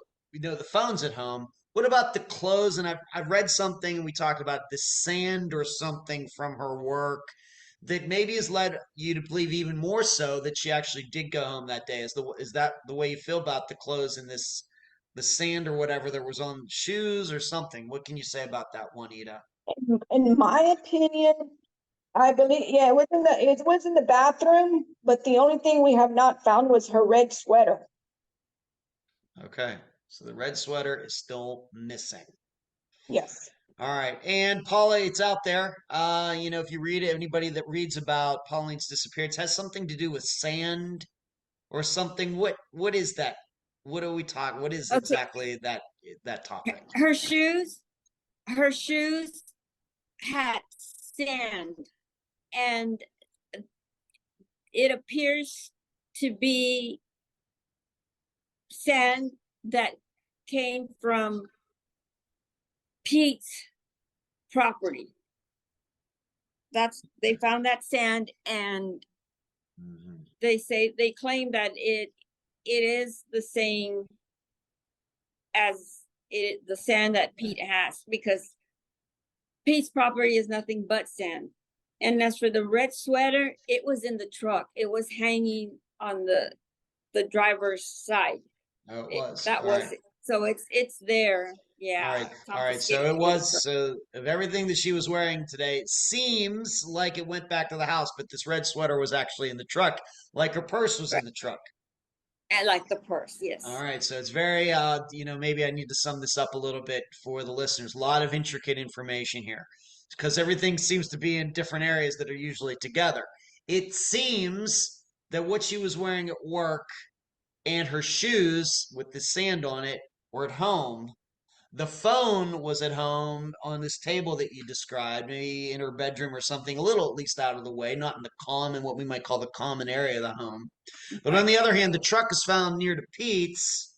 Her purse with everything in it is inside the truck. Doesn't seem like anything was stolen out of the purse. But then this red sweater, which she also would have been wearing, was in the truck. So everything's kind of 50-50. 50% of her stuff's over at one location, 50% is in a separate location. Of course, the keys are still missing. All right. All right. But we have to remember, as far as the house goes, no signs of violence. The truck, no signs of violence. And when I say violence, for the listeners, I'm talking not just about forensics, but we don't have any broken down doors, broken windows, things on the floor, or anything like that. It doesn't seem like anything like that had happened. All right. Let's talk about now let's go back to the HEB grocery store video. We talked about Pete and this whispering. Paula, you've seen this video. I haven't seen the surveillance video of him whispering to her. Okay. They wouldn't allow us to see a lot of the video Okay. that they have. But we were told by our private investigator, and I also was told by a coworker that worked alongside my mom. She was there, she was present when he did this, and she regrets to this day not asking her what he said to her. Right. And Juanita, so once again, regarding the video of Pete being in the store, you believe that it exists. It's just nobody in your family is nobody has seen it yet. Right. Correct. All right. Do you know if the police have ever actually collected that? Do they actually have it? Have they admitted we have that video? We're not going to show it to you, or do you think that the video has been lost to the sands of time? What do you think about that, Juanita? Do you have any idea? I think they have the video, but they're just not going to show it. Okay.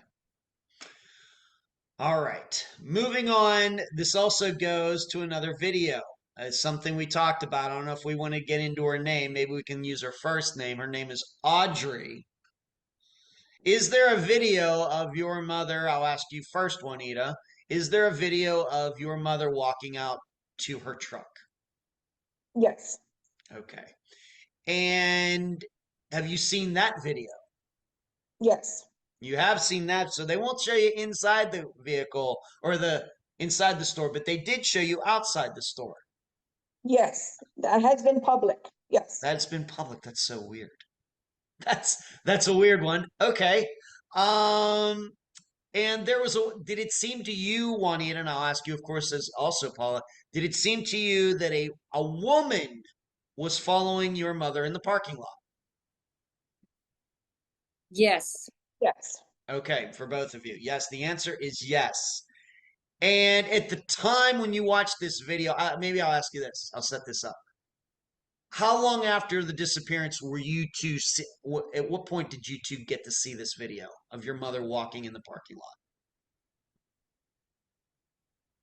That was actually Thursday. Pretty soon, pretty quickly. Yeah, we went to Wilson County immediately. Okay. Is that how you remember it, Juanita? Very quickly like that within a couple days? Yes. Okay. So they won't show you the video inside the store, but they'll show you the parking lot video. And when you watch this video, we'll come back to this woman in a second. Does your mother look like in distress? Does it look like she's hurrying? Does she look like she's being followed, like she's looking around? When do you actually see her pull out of the parking lot? Is she driving fast? What can you say about the video just from, looking at your mother? Either one of you can answer that. She looked like something was bothering her. She backed up normally, like I didn't see her being in a rush. I just see her like something was bothering her. Okay. Like she was worried about something.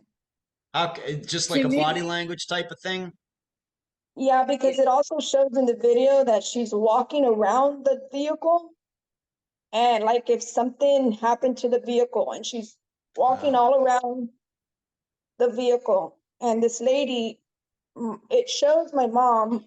Well, to me, I thought that the lady just went up to my mom, but apparently what I'm hearing is that my mother called out to this lady, and the lady starts talking to my mom, and they're walking around the vehicle like if my mom's trying to show her something Yeah. about her vehicle.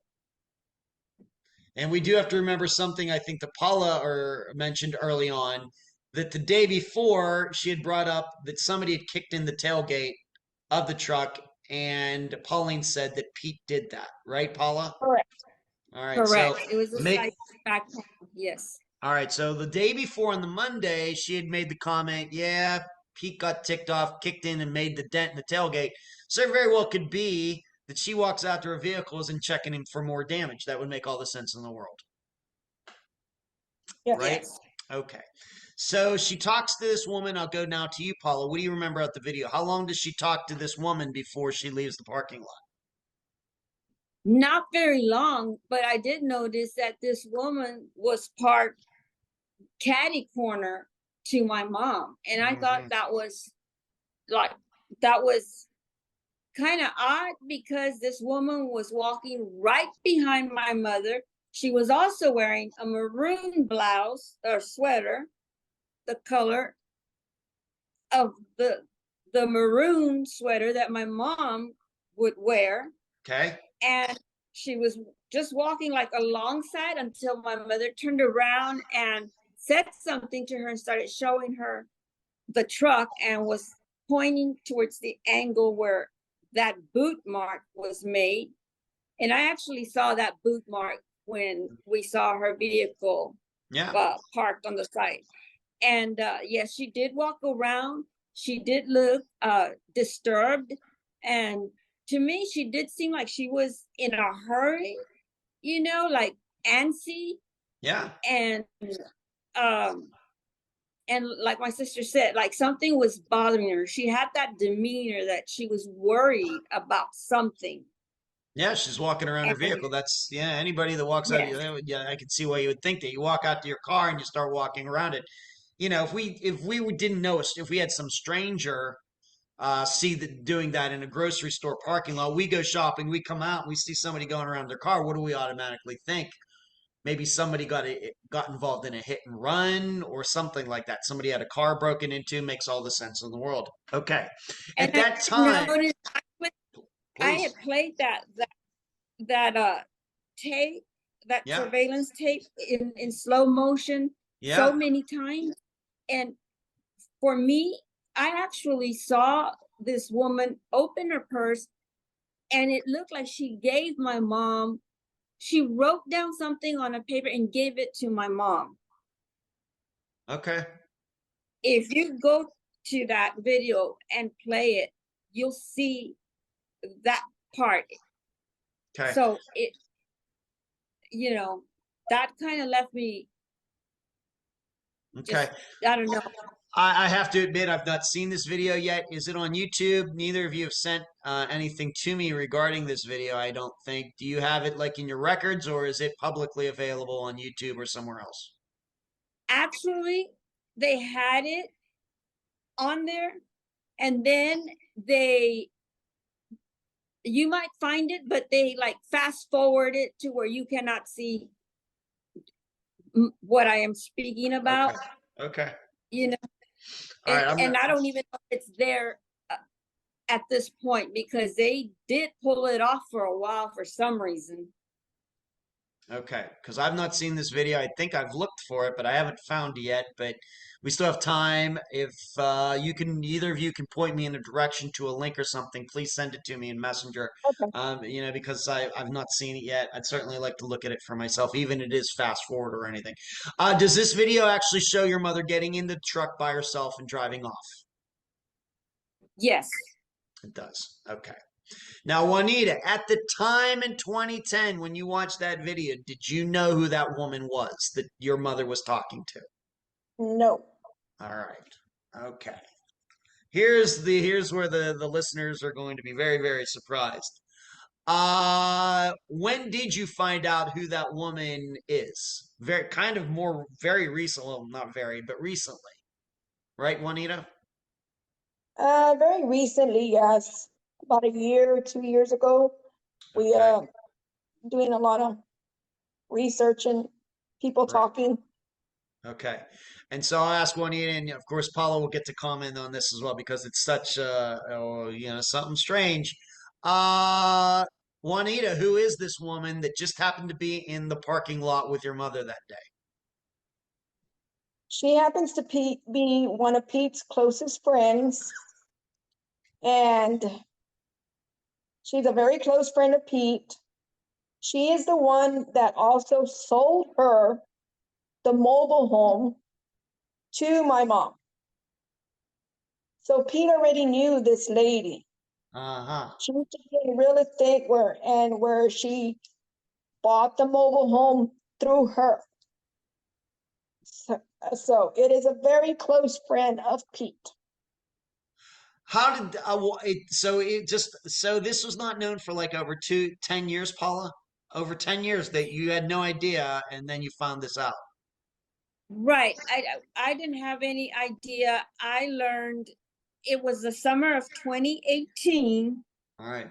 that that tip, well, not the tip, but on 2018 when the Bexar County Police did that search that was supposed to be done in the very beginning, Okay. on that property, that's when I learned about that woman, because the renter sent some pictures to me and I connected the dots, and the name, it brought back the name because my mom had mentioned that name to me back in 2008, that when she was buying the mobile home, that was a woman that was helping her obtain the home. And she said it's Pete's friend, and her name is Audrey. Okay. So yeah, we're not getting her full name, but her first name's Audrey. Yeah. Okay. So, and to be clear though, Audrey, surely at some point, I don't know where we want to go with this. She never come forward she never came forward through all those years to say, you know what, I saw your mother on the day she disappeared. She never did that, did she, Paula? No, Okay. never. All right. Since this was all discovered, has Audrey ever admitted to being the woman in the parking lot? Just happened to be in the parking lot, Pete's friend, on the same day that your mother went missing, Juanita. Has she ever owned up to that? Nope. Okay. Nope. So how was it? Once again, since I've not seen this video, can you tell it's her? If you know that it's this woman, can you tell it's her on the video? Yes. So the video is fairly close then? I mean, you could really see good. Yes, you can see her face. I have a picture of it. All right. Yeah, if you put one of her pictures, that picture and another picture, Yeah. you can tell the resemblance. All right. And once again, Paula, remind all of us, how was this eventually discovered? You know, how did this all stay off the radar for so long and then just pop up? How did that happen? Well, because at first they had a different woman. They thought that it was her, Mm-hmm. but to me, it did not resemble that woman. I felt they had the wrong person. Okay. So I stayed like that. Like, I know that wasn't the woman, and that woman did keep saying it wasn't me. But in 2018, when Bear County went and dug that area behind the mobile home and they found that pig's head, the renters in that house, she messaged me and said, I didn't know this mobile home belonged to your mom, and I learned the history through my grandmother, and the lady that's in charge of us getting money, her name, told me her name, sent me pictures, and I compared those pictures with the picture that the law had put out in public of, does anyone recognize this woman? You know, please call so-and-so because they need to speak to her. Okay. So I took that and cross-referenced it with several pictures, and I just knew it. So I gave all those pictures to the detectives for Bear County. Okay. And would you say then, so it was through this renter who also knew this woman that put it all together and told you? Yes. Okay, kind of put you on that trail. Do you know if the Yes. police here in 2023 have ever gone and spoken to this woman about, has this woman ever gone out in public saying, this isn't me? I don't know what the hell that person's talking about. That's not me. I wasn't there that day. Anything like that? Either one of you know anything about that? Say, has she ever denied being there that day? I guess that's what I'm saying. Well, publicly, we have never seen her even admit or deny. The sheriff's department, they have all these pictures of her, but they themselves won't even disclose that she isn't the woman or that she is the woman. Okay. So I would we're really. Yeah, I certainly, I know we haven't I certainly haven't seen this video. I'd like to see some pictures of this woman if you could send me some through Messenger, whatever. So because I'd like to check this for myself. I'm not doubting you, but if we're gonna say this, we need to put that out there, maybe on the website or something, so people can see this for themselves. Because that is a mind blower. That here Pete he went in there, whispers in her ear. He leaves. Pauline leaves right after this, and here she's walking out to her vehicle with this woman that Pete has happened to know for a long time. But we should reiterate, the way you saw the video, Pauline does leave by herself. Yes. Right, Juanita? Right? Correct. Correct. Okay.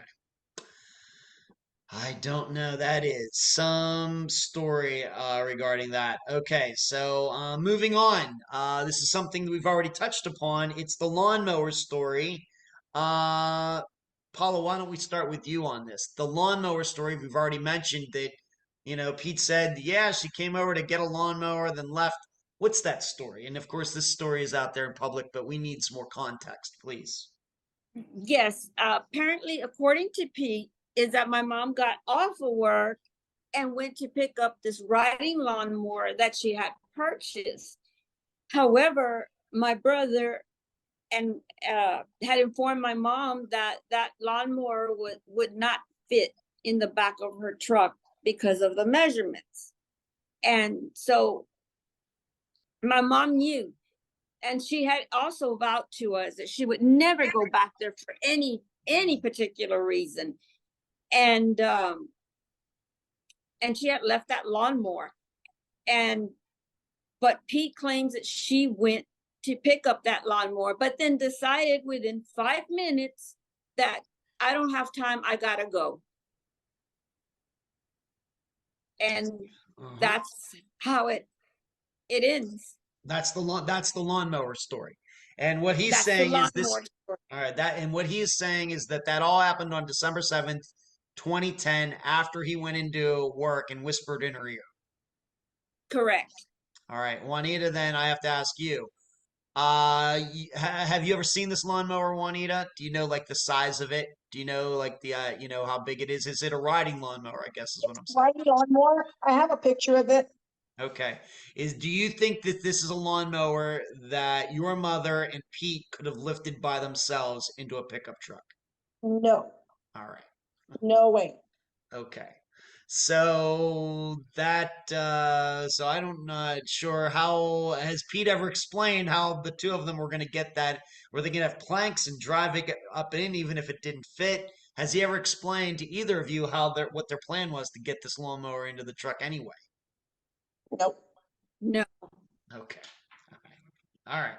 And Juanita, I'll ask you this again. Did he continue to own that lawnmower after your mother went missing, like for several years? Did he have it? Yes. He did. Yes. Okay. Let's talk about Pete. Of course, we started off very early on this interview talking about him. He's been a very popular topic over the last hour and a half.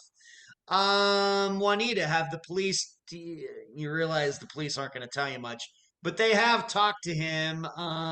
Did they get anything interesting out of them that they've ever passed on to you? Anything that really perked your ears up? For example, did he ever admit going into her work that day? Anything like that? No, the only thing that they told me was that he failed his polygraph test. Oh, he did he? Yes. Okay. Paul, I'll ask you same question. Anything that, other than the polygraph test, anything that the police have passed on to your family about talking to Pete about all of this? What they passed on to us, it was a meeting that we had at Luby's location, and they did say to us that they know that he had done something, but they don't have the smoking gun. And they did try to take it to the DA, but the DA threw it back. That's what the police, just want to be clear that this isn't a theory. This is what the police told you, that they think that Pete did something, but the prosecution doesn't want to do anything. That's what the police told you. Yes. Okay. He told me, my husband, my daughter, my brother-in-law, and my sister. We were all there. Okay. Has anybody, you talked, let's go back maybe to this, Pauline, being that it seems it's not to get into your personal life. I guess he was your husband at the time, but he's your ex-husband now. He's the one that went and spoke. He was my ex-husband first, and then we remarried after the fact. Wow, look at you two. Wow, there's a story. Okay, well, that's for another time. But he went and actually spoke to Pete. We have to remind everybody, he actually went and spoke to Pete one-on-one. And of course, Pete comes, oh, what happened? What happened? How long did that conversation last? How did it end? Did it go for like 10 minutes or 2 minutes or whatever? What do you remember about that? Let's go a little deeper. That conversation was about 20 to 30 minutes long, because my husband says that one of the daughters, her name, I guess the youngest, came out and she wanted to say something, but she seemed drugged. She was slurring and acting really, really weird. And then the elder sister went over to the property, got a hold of her, and they took her inside. And so at that point, my husband got back in his car and drove off, and my brother was coming with Wilson County Police. All right, so where I want to go with this is anybody else in your family, Paula, you, Juanita, anybody else in your family ever spoken to Pete one-on-one about Pauline's disappearance? I'll ask you first. Anybody besides your husband, ex-husband, ever talked to him one-on-one outside, of course, police presence about Pauline? I haven't. Okay. My daughter did. Okay, well, let's talk about that. What did your daughter have to say? When did this happen, and what did Pete say? This happened around 2012, 2013, early 2013. My daughter went to the grocery store by herself. It was late in the evening, and she picked up an energy drink, and she was looking at stuff, and she ran into Pete with his new wife, Christine. I see. And when Pete, yes, that was her, the third wife. Okay. And so she said, because she called me on the phone with anxiety and crying, and she said that he gave her the ugliest smirk. Mm-hmm. And so she warned the wife to be careful, because this is what happened.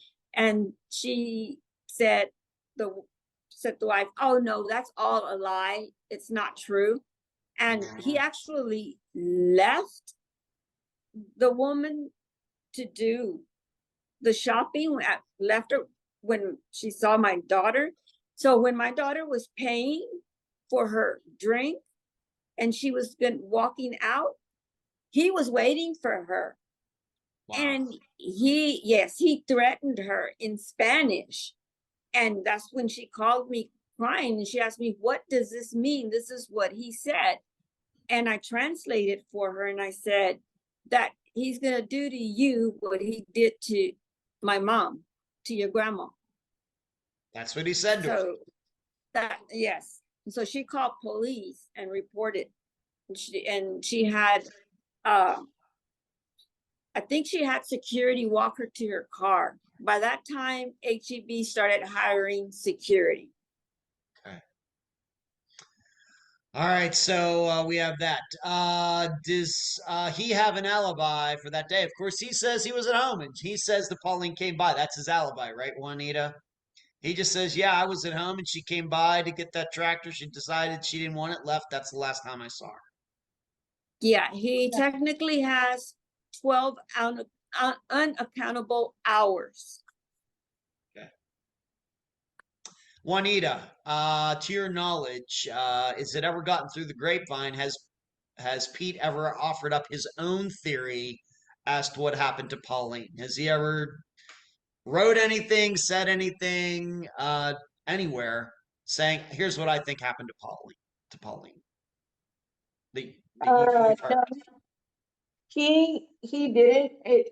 It came a time that I called him, mm-hmm. and I asked him what happened to my mom, and I asked him, "What did you do to my mom?" He said he didn't do anything. He says that she took the bus and she left. That's what he says. All right, that is what he told me. And that's why the truck was there, and she got on the bus, and that was that. And then she left. Okay. Juanita, I think one of you had also told me that while he was dating your mother, he didn't have a job, but he always had money laying around. Is that true? He used to flash cash and stuff, Juanita? Yes. Any idea where he got that money from? Any idea at all? Did he ever say? Because he didn't work, right? No, he didn't work. I believe he was getting disability, is what he told me, that he Okay. was getting disability checks. Okay. I'll go to you, Paula. Regarding the home situation at the time of the disappearance, we know that your mother had moved out. Was he living with anybody at that point that point in 2010? No, no, other than with his youngest daughter. Okay, so She he was. living there. All right, so Yeah. he did have somebody there. He wasn't living alone. His daughter was there. I don't know what that means. Gonna cover for her father or something. And you already talked about what she's, the impression that she left on your husband slash ex-husband. But he was not alone. He was living with somebody. So that was the home situation. Juanita, what is the life insurance story? Something that he went and asked about life insurance regarding your mother, or what? Yeah, before she went missing, apparently he went to her life insurance place, and he wanted to know who the beneficiary was on her life insurance. And the lady told her that, she couldn't let out, it was confidential. All she could tell him was that he was not on the policy. And he wanted to know who was on the policy. And they said, well, we can't tell you. Yeah. All we can tell you is that you're not on the policy. So apparently he got upset and he left. And then about 2 days later, the lady saw on the news that my mom went missing. So she called it in. And so you found out about this after the fact then? You found out about this after the fact that he had gone and checked the life insurance situation? Yes. Okay. Paula, do you remember that as well? And who was the beneficiary for your mother's life insurance? Do you even know, Paula? No, we don't know. We assume that my brother is probably the beneficiary, but no one really knows. We've never dug into that to see who she could have changed it to. Okay. Yeah. All right. And did they ever actually get divorced? The two No. of them, Paula? No. No, Well, yes, they did. No. They did. I have all to right, please. make sure. Okay, so there's a discrepancy here. Paula, why don't you explain that, please? Yes. They got divorced right as soon as she went missing. He divorced her. Oh, okay. And she couldn't even contest her own divorce. So he wound up getting all the property, the mobile home, and not the truck that was confiscated for evidence, but he got the mobile home. All right, so they did end up getting this divorce, but it was after she was already missing. All right, so he was then legally able to marry this other woman in 2011 or 2012. 2012, correct. Okay.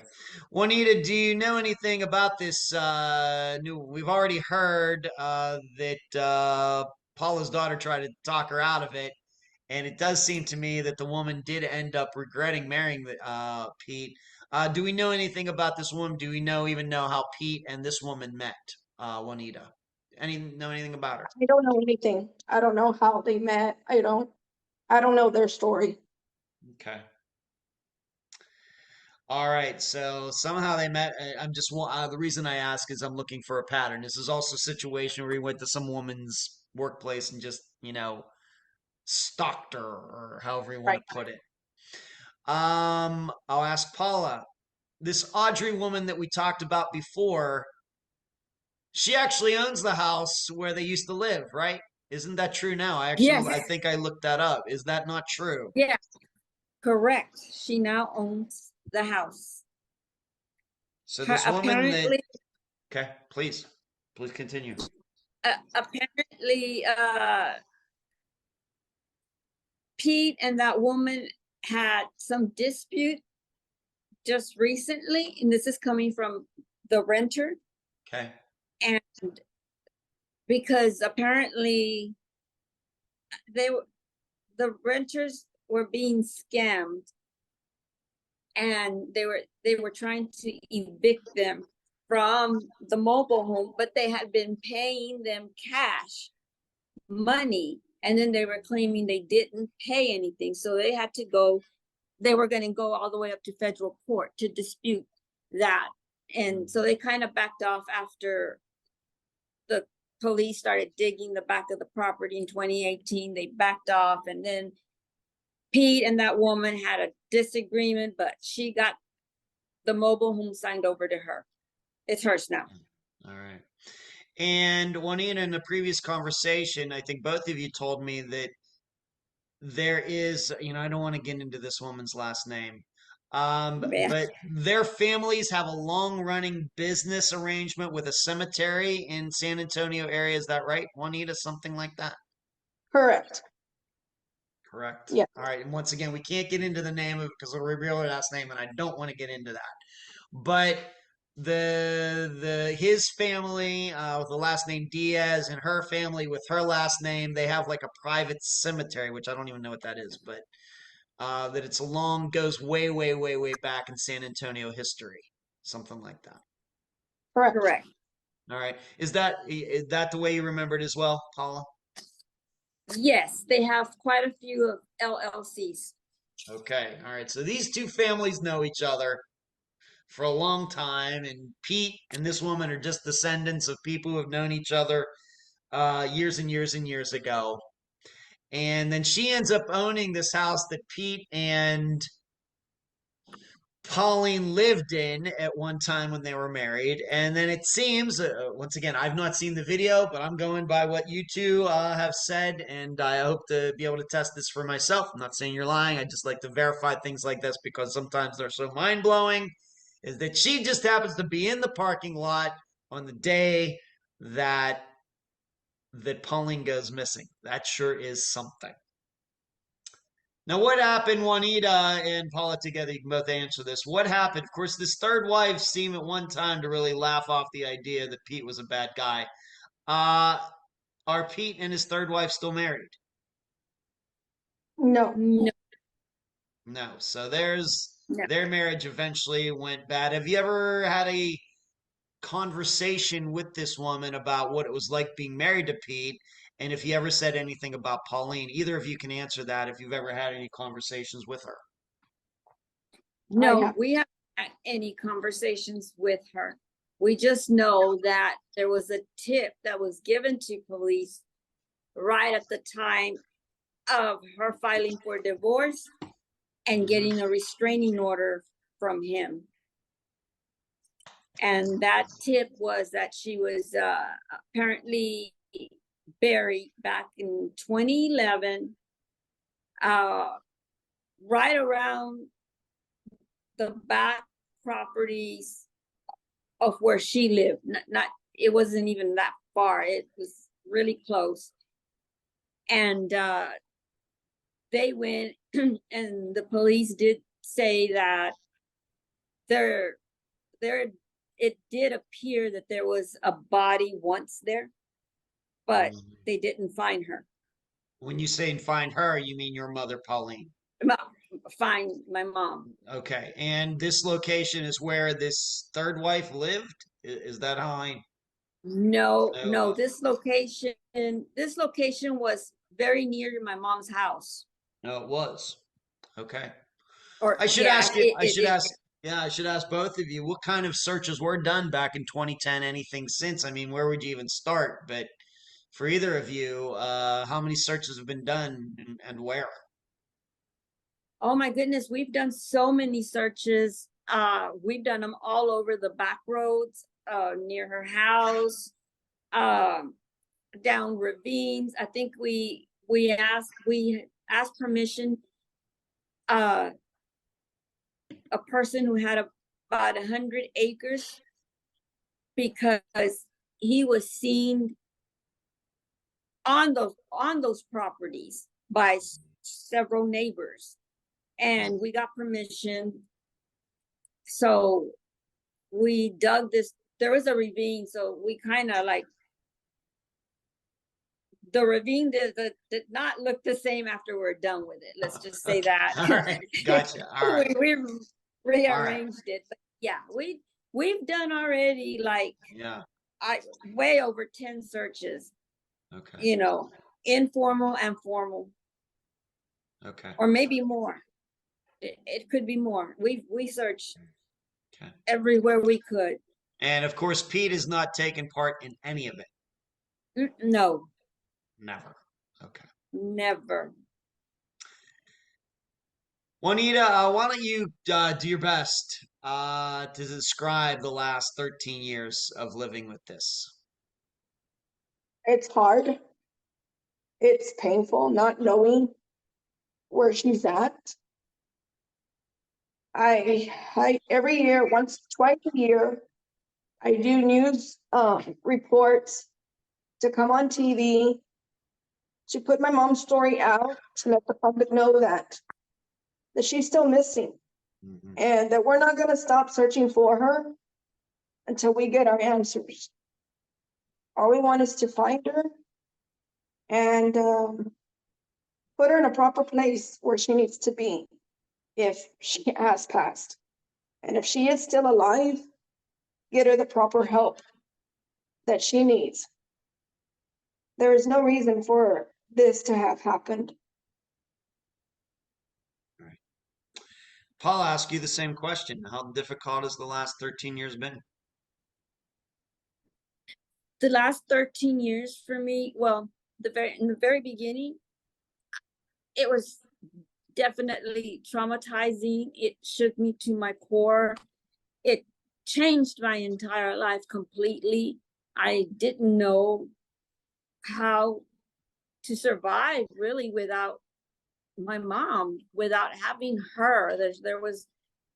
There wasn't that go-to person to ask, hey mom, I have this problem. What do you think I should do?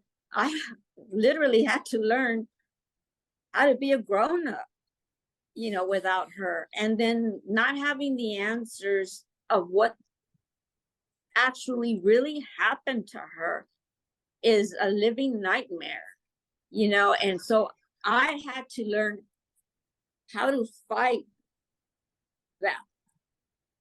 And it still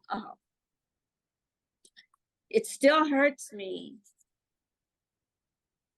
It's very painfully, and whoever the perpetrator is, they are a very cruel person to do this. And they have eternally silenced my mother, our mother. And it has affected everyone in the family in their own way, and may not be in a good way either. And I know that I was heading down that road where bitterness and anger was trying to consume me, but I refused. I refused to live like that, and I refused to give that perpetrator my power. And my mom might have been eternally silenced, but I'm not silenced. And I've gone on to become part of Search and Support San Antonio, and I advocate for missing persons. And I tell my mom's story, because the truth is, I don't really think we're ever going to find her. And I don't know if this man will ever come forward in telling the truth, or should I say perpetrators, or, perpetrator, it might be more than one, will ever come out and say what happened. Give us all the W's of why, the when, right. And so I've had to make peace with that in order to continue living. and not pass on this bitterness or hatred, to let it consume me and then pass it on to my granddaughter or my daughter or the rest of whom are living and are part of my life. So for me, daily, I fight that battle. You know, I just will, I refuse to let him have that part of me, because, you know, that perpetrator took my mom away. And when you lose a person, well, I think many people know that a part of you also gets lost. But I also believe that my mom also lives with me as part of her being gone. And I feel like part of me died. I also feel that part of her still lives in me and with me. And I keep that, and I've gotten spiritually closer, and I've turned my pain over to the Lord, and because this thing is way bigger than me, and no matter what I do, I can't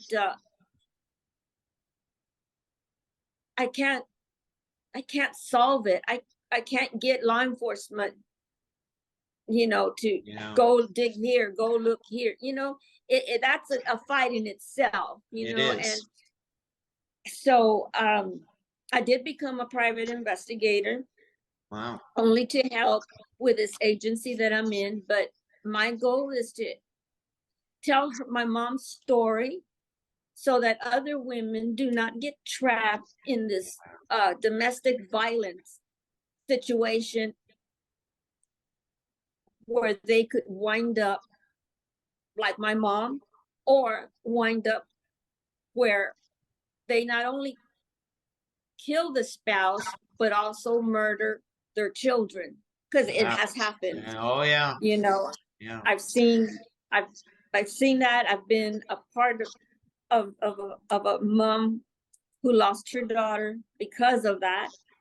So yes, no, I'm not, like I said, my mother might have been eternally silenced, but I will speak for her. My sister will speak for her.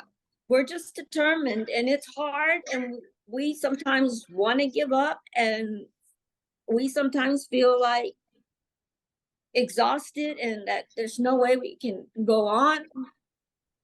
But we just take a rest, reset, and then continue on. And that's what we do. I mean, that's all we can do.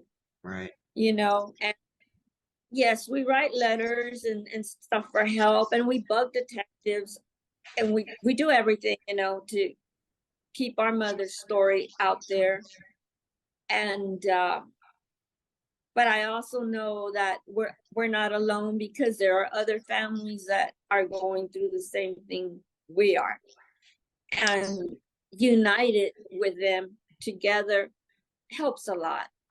It helps a lot. It lets them know they're not alone, and we can be a major impact in saving at least one life. You know, if it means just one life, one woman or one male to say, hey, you know what, this is a red flag. My instincts don't feel right. Okay.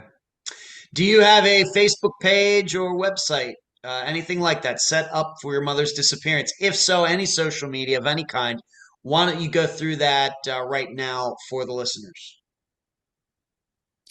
Yes, we have in Facebook, you can go to help us find Pauline Diaz.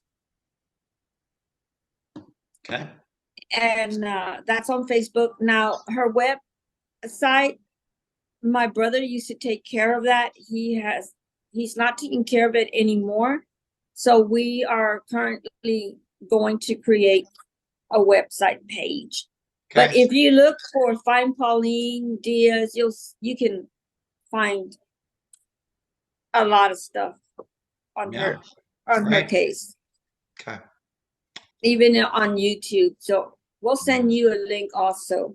Yeah, I need to, yeah, we have to talk about a few things after a little list of things that I would like to further take a look at after we're done with this interview that I can prepare before this episode comes out for sure. And I will make a list. Any final words, Paula and Juanita, before we complete this interview, please? To me, I just want her story. I'm gonna keep putting her story out there so that everyone knows that she's still missing from San Antonio, and we're gonna continue to look for her, and we're not gonna stop until we find her. And Paula, any final words?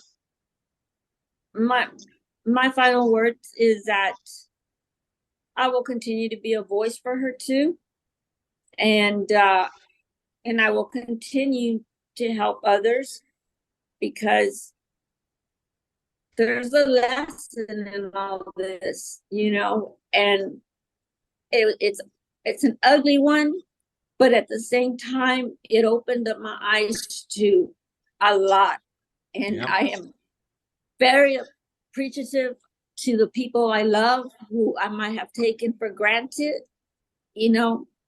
because they can just, life can change within seconds, Oh yeah, for so, sure. yeah. For sure. So, Well, I appreciate you yes. both of you. I appreciate both of you being on this episode of Unfound. And I thank you. We thank you for putting our mother out there. You're very welcome. It makes a difference. You're very welcome. Thank you. And that was my November 18th, 2023 interview with the daughters of Pauline Diaz, Paula Martinez, and Juanita Flores. I thank them for appearing on both audio and video for this episode. To start my summation, I want to follow up on multiple points that are still kind of dangling out there from the interview. First, the license plate of the car hanging out near Juanita's house. This is what instigated Pauline's comment about somebody wanting to kill her. I was given the name of the person connected to that license plate. Unfortunately, the name is very common. It's not John Smith, but it's something like that.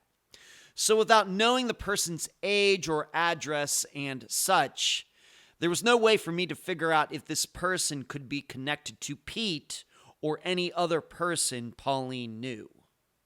Second, the picture of the woman who was with Pauline as she walked out to her truck that day. In the Facebook discussion group and on the Facebook page, I posted the picture of the woman and a picture of the woman who knew Pete. I asked everyone for their opinions if the two are one and the same. The consensus at best was that the pictures were not clear enough to compare. But my experienced insight tells me if I had to pick yes, they're the same, or no, they're not, I think the audience who viewed the pictures thinks the two women are different people. So how Paula and Juanita portrayed this topic may not be as clear as they explained. However, we must note, if the two women are different, the woman in the parking lot has never come forward. You can go to Unfound's website, theunfoundpodcast.com, to compare the pictures for yourself. Third and last, as for the video in the parking lot of HEB, I posted it in a variety of places, including Unfound's website. However, it is not a standalone video. It's within a longer video that contains an interview with local law enforcement. The title of the video is Up Close with Isis Romero, The Missing. And you can go to the 2-minute and 40-second mark to watch just the video of Pauline walking around her truck. Warning, the video is very blurry and doesn't show Pauline leaving. Although her daughters have said they have seen the extended video that includes Pauline driving away on her own. And that wraps up the topics that were still kind of unfinished at the end of the interview. Now, a wee bit of analysis. Here are facts that still stump me at this point, and I think this is why this disappearance isn't as straightforward as it seems. I have a hard time understanding why Pauline's red sweater, which she was wearing at work and in the HEB video, was hanging in her truck. She took it off in December. Next, I can go with the idea that Pauline didn't take her phone to work because Pete had been calling her nonstop. However, her family insists that the shoes found in her house were the ones she wore that day. So she came home, then left? Or do we really complicate matters by thinking someone brought them over there to make it look like Pauline was there? My next insight: Pete brought himself into the disappearance by saying Pauline was at his house that day. Whereas suspects usually do their best to distance themselves from missing people. Unless, of course, Pete is Steve Pankey. But probably the biggest point, and where the title of this episode originates, is Pauline's own words claiming someone wanted to kill her. She said this, but seemingly Pauline did nothing to protect herself. She went to work alone. Hey, she went to work, period. She parked her truck in a spot where everyone could see it. She seemingly didn't tell management at her job that somebody was after her. Maybe Pauline really didn't believe it. But then why tell her daughter anything? Serious question, and this is just what we have to do on Unfound. Could Pauline simply have been paranoid? Keep in mind, this doesn't mean Pauline didn't disappear due to foul play.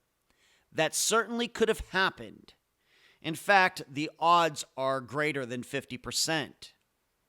But if we are open to the idea of paranoia for a missing person, then we have to at least consider the person disappeared by choice, due to the perception and fear of being watched and followed. This is a very common topic on Unfound. So I'm not ready to mark Pauline down as a murder victim just yet. If you'd like to hear and read more of my in-depth analysis into the disappearance of Pauline Diaz, please go to patreon.com/Unfound Podcast. Sign up to partake in the Unfound blog. Until then, I leave the public theorizing up to you. And that's the program. Right now, while you are in your podcast platform, Spotify, YouTube, iTunes, wherever, give Unfound a 5-star review, a thumbs up, whatever that platform allows. I thank you for listening. I'm Ed Densel, and you've just finished this episode of Unfound.